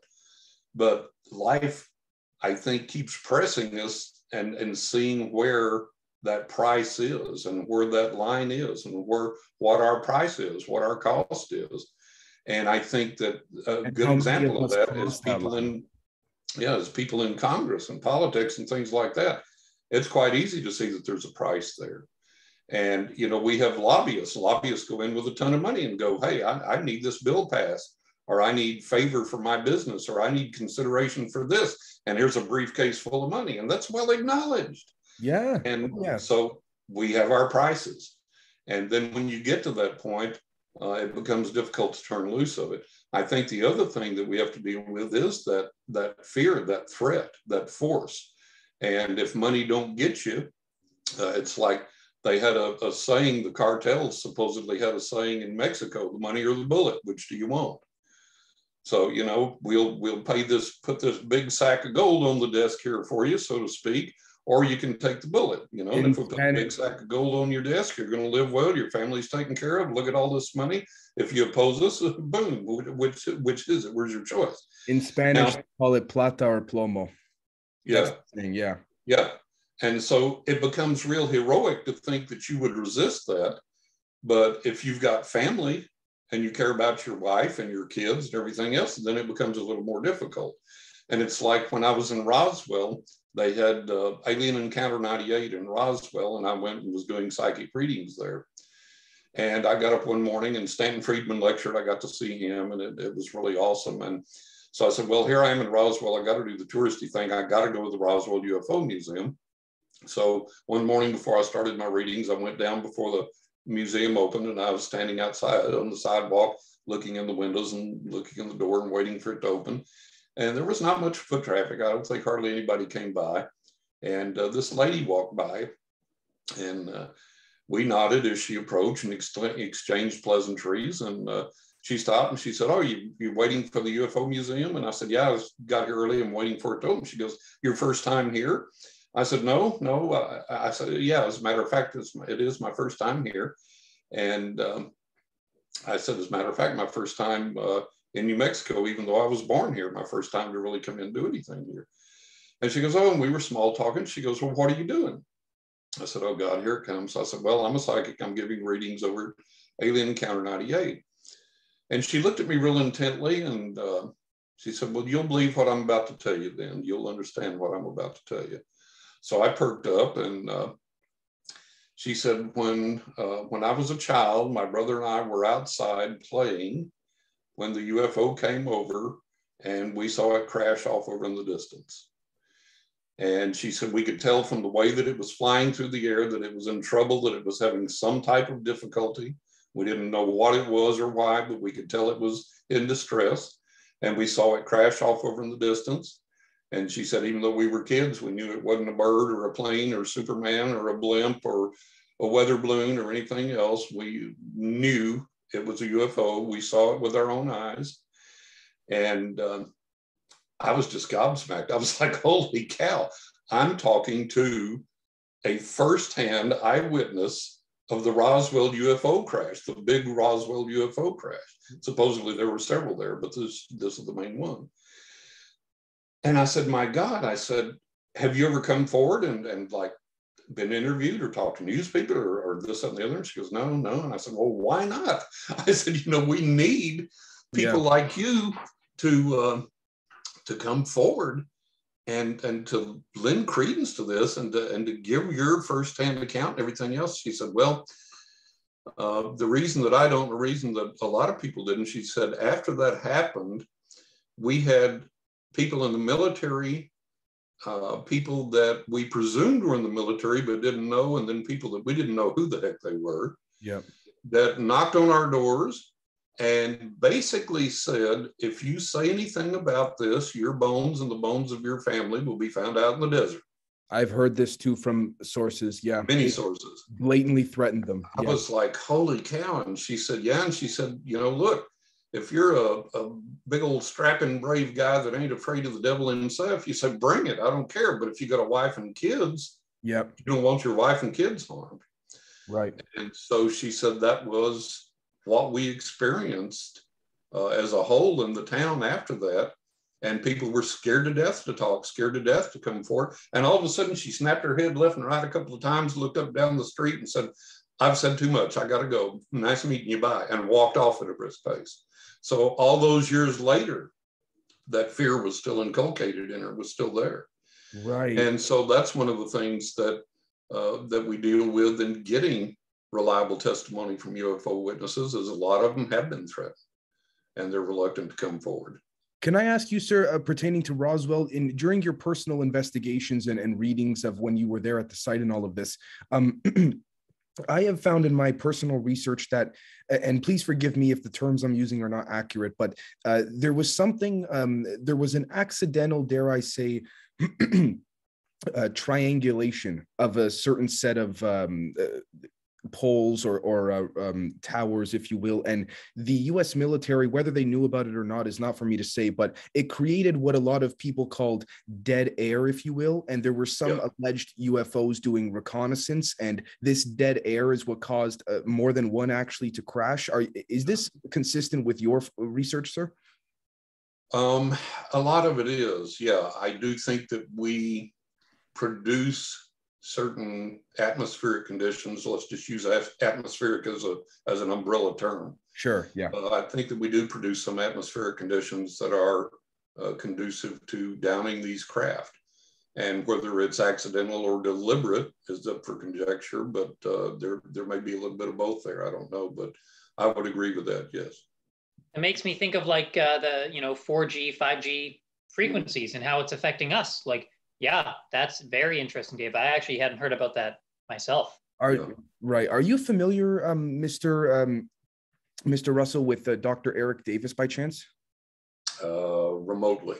Okay. He had said, but I think 1 to 2 years ago, as after the New York Times article in 2017 of November, December came out and all of this, he had claimed that he was with ATIP, the Advanced Aerospace Threat Identification Program, with Hal Puthoff and all those guys there. And he claimed that in his personal experience with UAP, UFOs, whatever you want to call it, I don't believe when I say this, I'm taking him out of context. He said that there is always what we call poltergeist activity after a UFO occurrence, if you will. It may not be immediate after the UFO occurrence, but for example, Dr. Eric Davis said all of the scientists at ATIP, after a certain classified test or event would occur during the day, they'd go home and something more so paranormal, if you will, would mess with them avidly. Are you familiar, or do you have any thoughts on that pertaining to the interaction of UFOs and then paranormal activity right after or shortly after?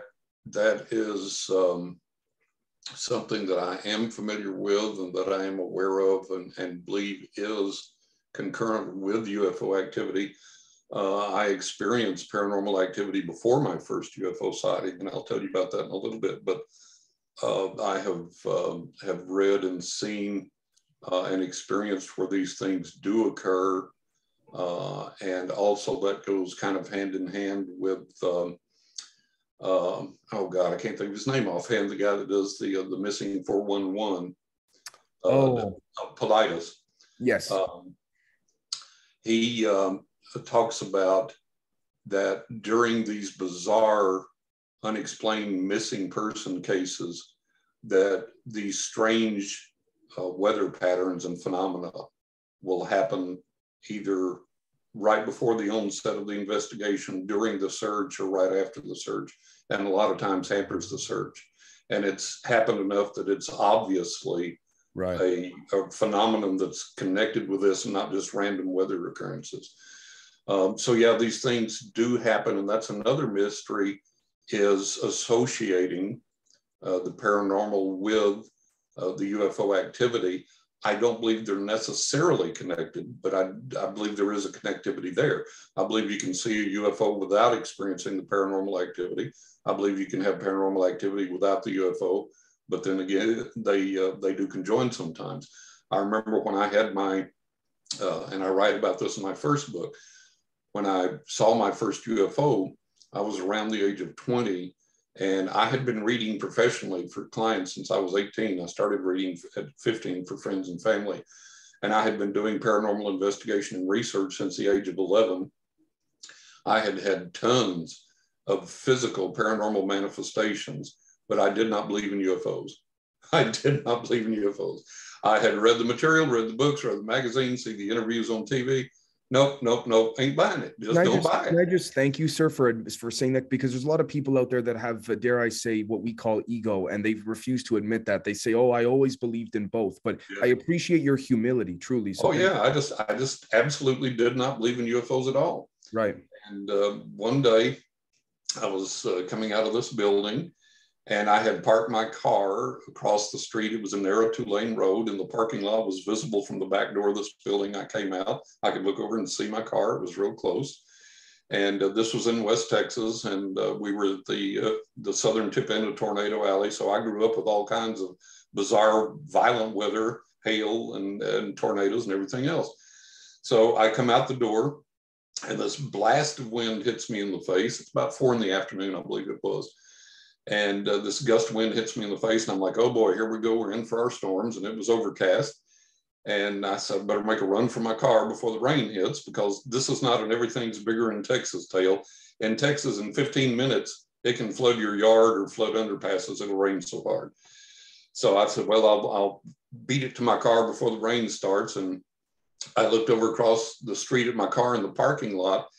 And from the clouds above, attached to the clouds above, was this columnar-shaped cloud, this column of cloud that came down and was resting on the asphalt in the parking lot right by my car. And I looked at this and I said, okay, well, this must be a tornado starting to start up, or a dust devil or something. I'd never seen anything like it, but that was the only thing I could surmise. And as I looked at this thing, it's kind of gently rotating, but it's kind of more roiling and broiling and roiling. And as I stand and watch it from within the depths of the cloud, and I guess it's maybe 4 or 5 feet wide, and from within the depths come out these glowing orbs, these globules of glowing substance, these round balls that emerge, and they're red and they're yellow and they're orange and they're green and they're purple, and they come out and they pulsate and they go back into the cloud.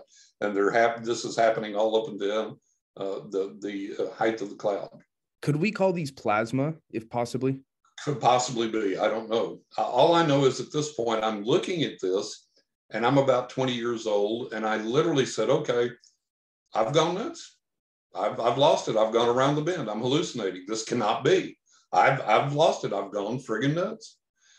And so I'm sitting there literally thinking, well, I guess I'm going to drive to the hospital and have them check me out. And you know, in spite of all these paranormal experiences, I'm looking at this and this is like over the top. I'm like, no. So I get this crazy, bizarre urge to walk toward the parking lot, to walk toward the cloud. So that doesn't make any sense. Further confirmation, I've cracked. So I take a few steps toward the parking lot, and the cloud advances toward me. And I stop and it stops, and I walk backward and it backs up. So I do that a few more times with the same results. And I'm back up by the door, and the door flies open, hits me in the back, and this buddy of mine comes out and goes, "Oh man, I'm sorry." He said, "What are you doing standing so close to the door?" And he looks up and he goes, "Oh boy, it looks like we're in for it." And then he looks down the parking lot and sees that and he goes, "What in the world is that?" And I'm like, "I'm happy because I'm not crazy. Somebody else has seen this thing." So I said, "Yeah, but watch this." And I walk toward the cloud and it advances toward me. I stop and it stops. I back up and it backs up. And he sees this. I'm like, "Isn't that the weirdest thing you've ever seen?" He looks at me like I'm the weirdest thing he's ever seen. He's like, "Bye." It scares him deaf. He's out of there. His car's the other way and he takes off. So I'm left alone here with this thing now, right? Whoa. So I'm watching it. And another strange thing is it's whirling and rolling and brawling and doing all this stuff. Down in the parking lot, there's some debris by the base of the cloud. And it should be like swirling around or blowing or whatever. It's perfectly still. It's not moving. And like this just gets weirder and weirder. So about this time, the cloud goes back up, joins the clouds above, and I stand there for a minute and then make a run for the car. And I'm like, "What in God's name was that?" So I get out and I know this town like the back of my hand, still do to this day. So I know where all the streets are and everything. And that was the only thing that saved me. We had a Sears Roebuck store there and it was on Beauregard Street at the time. And in the back of the Sears store on Tubig Street was a big, huge parking lot for Sears and for the Sears automotive department. So as I get out and I'm driving, I'm going down the street and it starts to rain. And it begins to rain so hard that I've got my wipers on high and my headlights on, and I can't see more than a foot past the hood of my car. That's how hard the rain's coming down. Now, I've seen rain in West Texas, but I've never seen anything like this in my life. And there's cars that are parallel parked on the side of the street, and I'm leaning over trying to see those so I don't sideswipe them. I can't see them. And it's finally like I'm going like 5-10 miles an hour. There's no visibility. There's nothing. And I get right on the bumper of this car in front of me, but I almost hit it before I get stopped, before my headlights pick it up. The guy behind me nearly hits me. He was stopped at a stoplight, and you could just barely see this little pinprick red glow of the stoplight up here. But I knew I had made it to Tewig Street. So I'm thinking if I can get to that parking lot, pull in there, I'll get sopping wet. I don't care.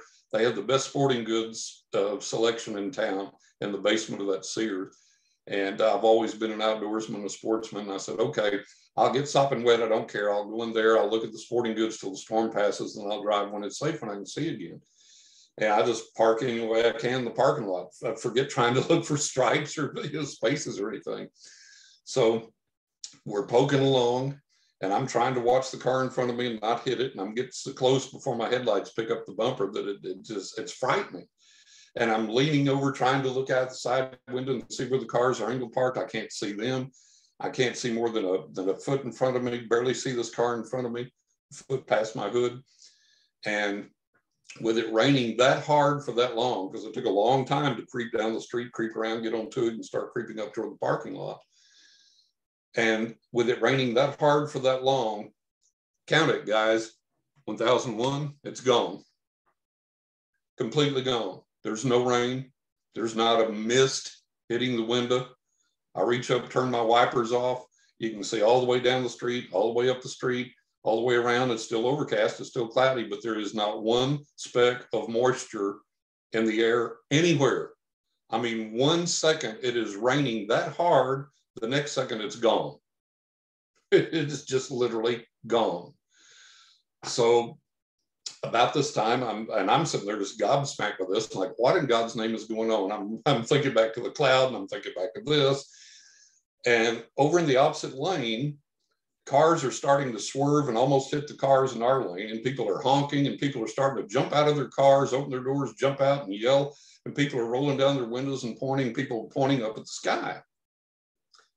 I'm like, everybody's gone nuts. And so I look where they're pointing, and over the top of the Sears building, about 30 to 50 feet off the top of the Sears building, is a shiny metallic silver disc, about 30 to 50 feet in diameter, hovering there over the Sears building. No flame, no smoke, no sound, no nothing. And I literally did a cartoon eye rub. And I look back up and the thing's there. And I'm like, oh my God. And I start to open my door so I can get out and get a better look. And the UFO just barely perceptibly, just barely moved toward us. And when it did, the clouds came from behind it, low, covered it up. And a split second later, the rain was back with the same intensity as it was before. Didn't start again. It was just there again in that intensity.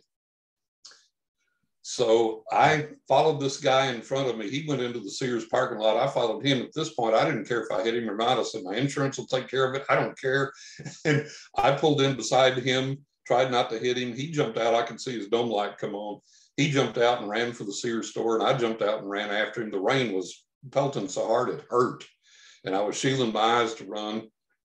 And I didn't wear glasses then. He did, I remember. When we got in there, there was a vestibule inside, a little airlock, where you wiped your feet and then you went on into the store, and then the basement was downstairs off that airlock. So he was just standing there on the mat where you wiped your feet, and he had his head down. And of course we were dripping water like we both just got out of the shower. And I remember he wore glasses and he hadn't even wiped them off. He was just sitting there with his head down, just staring down at the floor.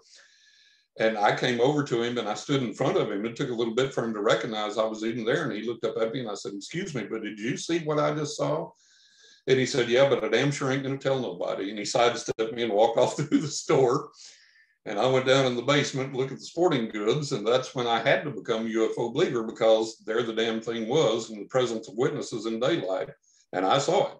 I can't help but think, sir, if I could say very quickly, there's a new mini series show on Amazon Prime called Outer Range. And I noticed that in entertainment, there seems to be this dissemination now in Hollywood that they're trying to, whether for better or worse is not for me to say, but push this message of, oh, there's one scene in this series where the entire town in, I think it's in Wyoming, I believe, the entire town sees a mountain in the distance that's a very popular mountain for everyone that grew up there disappear for 10 seconds, then reappear, and then everyone's calling the local sheriff's office and all this. And I wonder if that has anything to do with, again, to correlate back to your incredible experience there, if that has anything to do with slowly preparing the masses for more things like what you went through many years ago, that you were clearly ready for, that others still are not now. Right. You know, that's a strong possibility. It could be. There's just so much here that we don't know. And we know these powerful technologies exist. We know these paranormal things exist. We know that they marry. We know that these paranormal occurrences, like what I experienced with the cloud before I saw the UFO, we know those are connected somehow for some reason. And so that's a great possibility. And I think the frustrating thing for us in all of this is motive. Right. What is behind, what's the motive of these beings, of this craft, of these other things? What are the motive of the people in government and the people in science that may know this and may be covering this up, or may, as has been alleged, we don't know, but it's been alleged that they're even working with these alien races. What is the motive? Excuse me. And that's the thing that's troublesome, is that we, as a general population, we the people, are left out of the loop, and ergo left out of the decision-making process. Right. So if someone does know what the purpose of these beings is, and is keeping a lid on that, and is something that they think would be deleterious to the population at large, or that a lot of people would be upset about or not want to participate with, or whatever, that's a concern to us. We need to find out what's going on, why it's going on, who's been the architect of the cover-ups, right, and what their purpose in doing that is. And a lot of it, you can get to the benign, which it really is, and say, well, if they made this technology available, we'd put the oil and gas industry out of business, and this, that, and the other, and they don't want that to happen, so on and so forth. Well, there is motivation for that. Yeah, you want to endanger your life, you mess with a man's wallet. So yeah, that's feasible. That's reasonable. Yeah, there could be powerful people within the energy industry saying, no, we're not allowing this to get out. That's part of possible. that control system. You mess with the man's. See, this makes me wonder if allegedly I've spoken, and I'm sure you have your own sources within government where they've said two things to me, Dave. And they could be, to be fair for the audience, that it could be BS to play a healthy, skeptical, neutral perspective. But they've said to me, Dave, what's coming, money cannot buy its way out of. And that and not in a fearful way, but with respects to, again, I've also been told as well, and please correct me if maybe you've heard differently, sir, that the government, the human, on a human perspective, at a very top secret level, we have the technology, and this is, dare I say, outdated technology that can literally appear, create what we call holograms, but in a much more advanced state. So we can't tell if that craft we see in the sky is, I'm saying in general, not pertaining to your experience, Right. if it's a real metal hardware, if you will, or metallurgy, or if it's a hologram. Or if it's a hologram. Yeah. And I have seen reliable testimony to that effect before. There was one documentary that I watched, and the government person there said that they had the capability to so influence your thoughts that if you wanted to think it was God talking to you, you would hear his voice and feel his presence, and they could place in your mind whatever they wanted you to perceive from that experience. Yep. And I believe 100% that we have that capability and that's active. I always get really tickled when they say, we don't have the capability to shoot things down or defend ourselves or do this or do that. We have this, I saw this documentary, and we have this ray gun. This is years ago, going back again, years and years ago. And we have this friggin' ray gun. Yep. And they had it mounted, the military had it mounted on this vehicle, and it was for crowd control. Now, why we haven't used it is kind of a mystery to me, like the things that happened in Portland and the riots there, why they didn't bring this out, and why you never hear anything about it again. But there was a reporter that was doing this interview with the military personnel about the ray gun, and they had this thing mounted on a truck, and they said that they could send the beam out so wide that it would encompass the end zone of a football field, or they could narrow it down. If there was a crowd of 1,000 in that end zone, they could narrow it down to one person in that crowd. They could adjust the beam width. Yep. And selectivity that finely. And what the beam did, it was invisible. There was no sound, there was no noise, there was nothing you could see in the air. But this beam would basically just cook you from the inside out. And so you couldn't withstand it. You couldn't stand there. There was no way to resist it. If this thing hits you, you got to go, or else you're going to die. I think so they the actually reporter used it in says- Australia.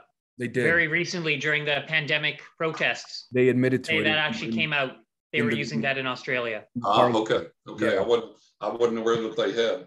So this reporter, he's wearing his leather jacket, and he says, "Okay, just target me with this briefly to see what it feels like." I know, right? It's like I would have been running the other way. And so they did just give him a touch of this invisible beam. And he said, "My God, I'm cooking from the inside out." He said, "I gotta move out of the way of this beam." He said, "There's no way that you can withstand that. There's no way you can be there." So you look at all this technology that we have, and you worry about it being used on us, by our government, which is always a concern because our government constantly lies to us and has experimented on us and done things. Look at what was the experiment with the African-American men and syphilis. There was a particular name for it, and I can't remember it off the top of my head. But Tuskegee? Yeah, but look at that and research those types of things. So we know the potential is there. And what I've been telling people in all of my interviews lately is it's crucial that we understand that this spiritual power, the spiritual realm, the psychic realm does exist. Yep. That it does have good energy, and that we can band together and use that energy against evil forces or against these types of manipulations or whatever. I'll tell people, so look, if you go against an authority figure, the government or whatever else, if you go power for power, you ain't got that power, you're going to lose. If you go money for money, you ain't got the money, you're going to lose. Right. But if we band together and collectively use this spiritual force that's available to us all and use that for good and use that to overcome these things, we're going to have some success. We're going to succeed. And we have our own invisible ray gun. This is something that a lot of young people don't know about. It was real popular in my time when I was growing up, when I was a teenager and was studying all this and learning all of this. It was a real well-known, a real popular thing, but cloud busting. And what you do is you go out on basically a clear day. You don't want a lot of wind, you don't want a lot of disturbance, and you only want a few little small puffy clouds in the sky here and there. And you sit down, and from your third eye region, you visualize in your mind's eye this beam of energy, like a laser beam, coming out from your third eye and traveling up and hitting that cloud. And as it does, you say to that cloud, thank you for dispersing. Thank you for breaking up. You're going to hit, this energy is going to hit you and you're going to evaporate. What's this called, sir? Cloud beam? Do that strongly enough. And anybody can do it. It's one of the easiest things to learn. And you do that and that cloud will just evaporate into thin air. And that technique was taught initially because it was easy to learn and it worked. It showed people that, holy God, we can actually do something with our psychic power. We can actually manipulate our physical reality. So we have our own ray gun, right?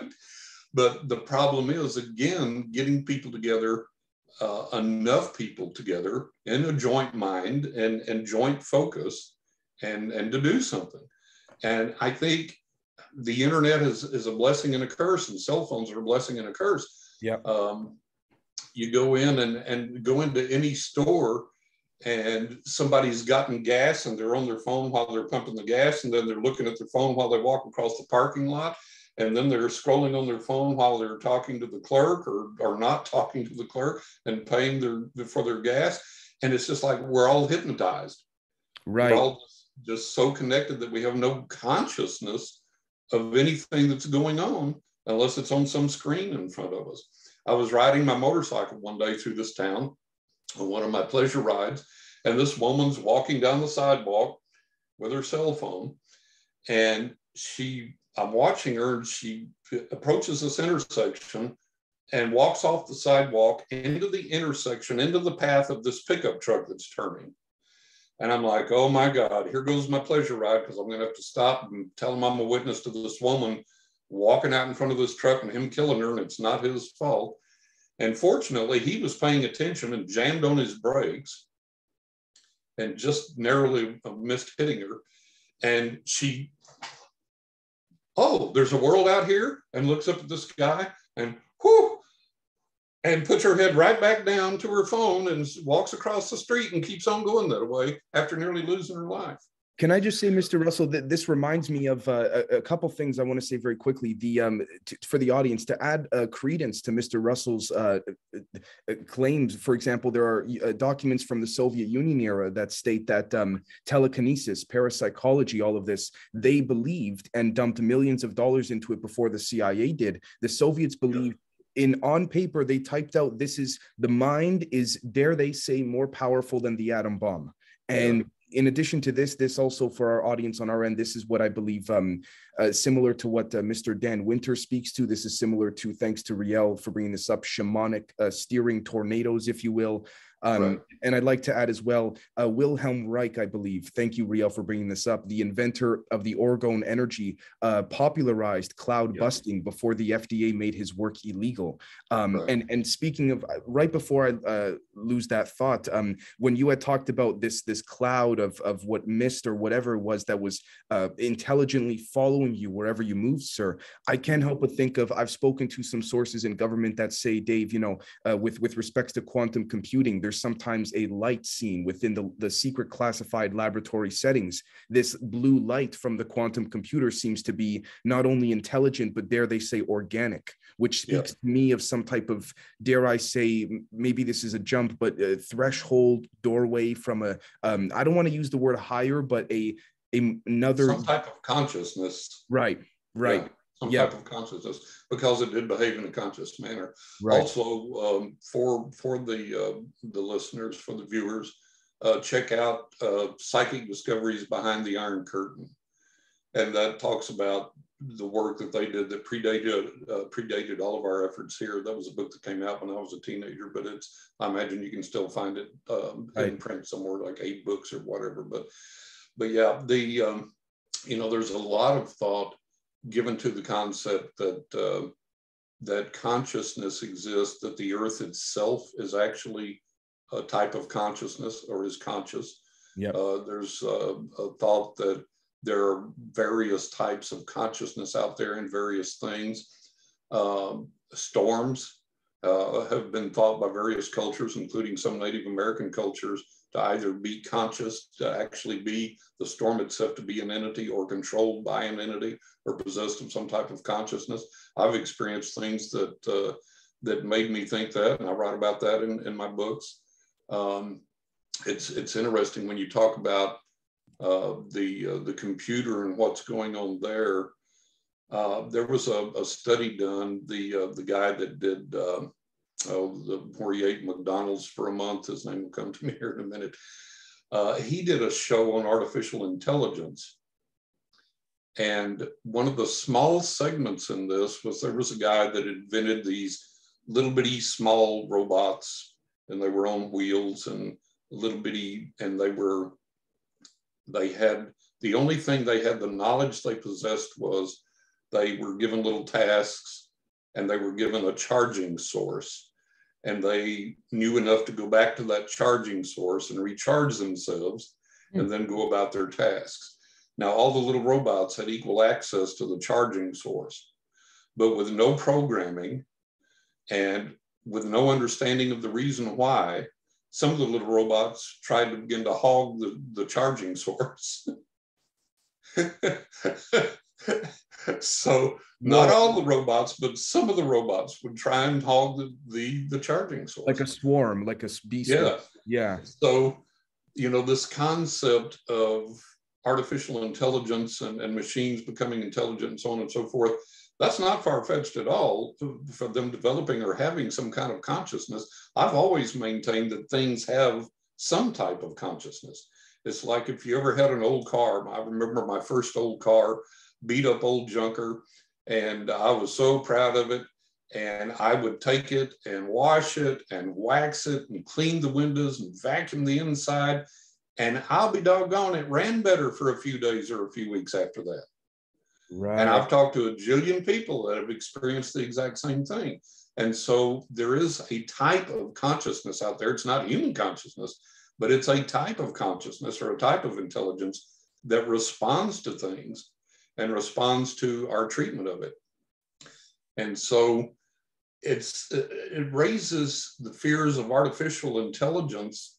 It raises the fears of that developing its consciousness, and that's not going to be a human consciousness. And if it arises out of a powerful supercomputer with all this vast intelligence and ability to do things and control things, what's that going to become? What's going to happen to that? Now, also, and I'm sure you've read about and know about, they had to shut down one of the Amazon chatbots. Yep. Because it started spontaneously going off on its own. They were like, talking we don't know where that came from. They started, dare I say, either we can call plotting, conspiring. They started talking. Yeah. Yep. And there were others. There's been cases where machines have developed their own language and started communicating with each other, and we didn't know what the heck was going on, what they were saying or why. And that was not through our programming. That arose spontaneously. Now, there's that possibility. Also think of the possibility that since these invisible beings on the other side can manipulate physical forces here, what's to stop some being on the other side from possessing or manipulating a robot or a robotic entity or some type of artificial intelligence and using that for some purpose? Can I ask, sir, and I do want to say, unfortunately, in the next 10 minutes, we'll probably have to wrap up, but I did want to end with this question here. And I think this question, I've been saving it to the end because I wanted to start with it, but I think that it's actually best that we end with it. I think what I'm about to ask you encompasses everything we've been discussing. This concept of what we call intent. I've spoken to some people on the inside, and I want to be very clear that I could have been fed total nonsense as well for the sake of being neutral and healthily skeptical. I've been told that regardless of how much someone once said to me, very high level in the military, this person says to me, she goes, Dave, listen, you can have all the different types of top secret metallurgies, all the different types of physical material you want to establish an environment to lure, whether it's a UFO, a poltergeist, or a paranormal being or whatever, but it cannot work. At least she said this to me, Dave, it cannot work without intent, human intent. Does this speak to you in any regard, sir, pertaining to keeping up? We see advertisements all over the place trying to degrade our compass, internal compass, that a lot of us don't even realize we have because we're so busy, like you said earlier, on the phones. But do you find that there's some type of intent that creates this? Like you said earlier, the more people meditated together, the stronger the results of whatever they were doing?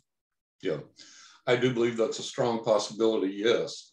And I also think, you know, we're constantly in a precarious state on this planet. And I think that the only reason that we're still alive and relatively well off, and that's a minority statement there, really, I think that there are firewalls, if you will, or failed safes in place from the other side that keep things from going totally off the rails. And I think that, you know, a lot of people say, well, these psychic powers are real and these manifestations and things are real. Why can't we develop them more easily and more quickly?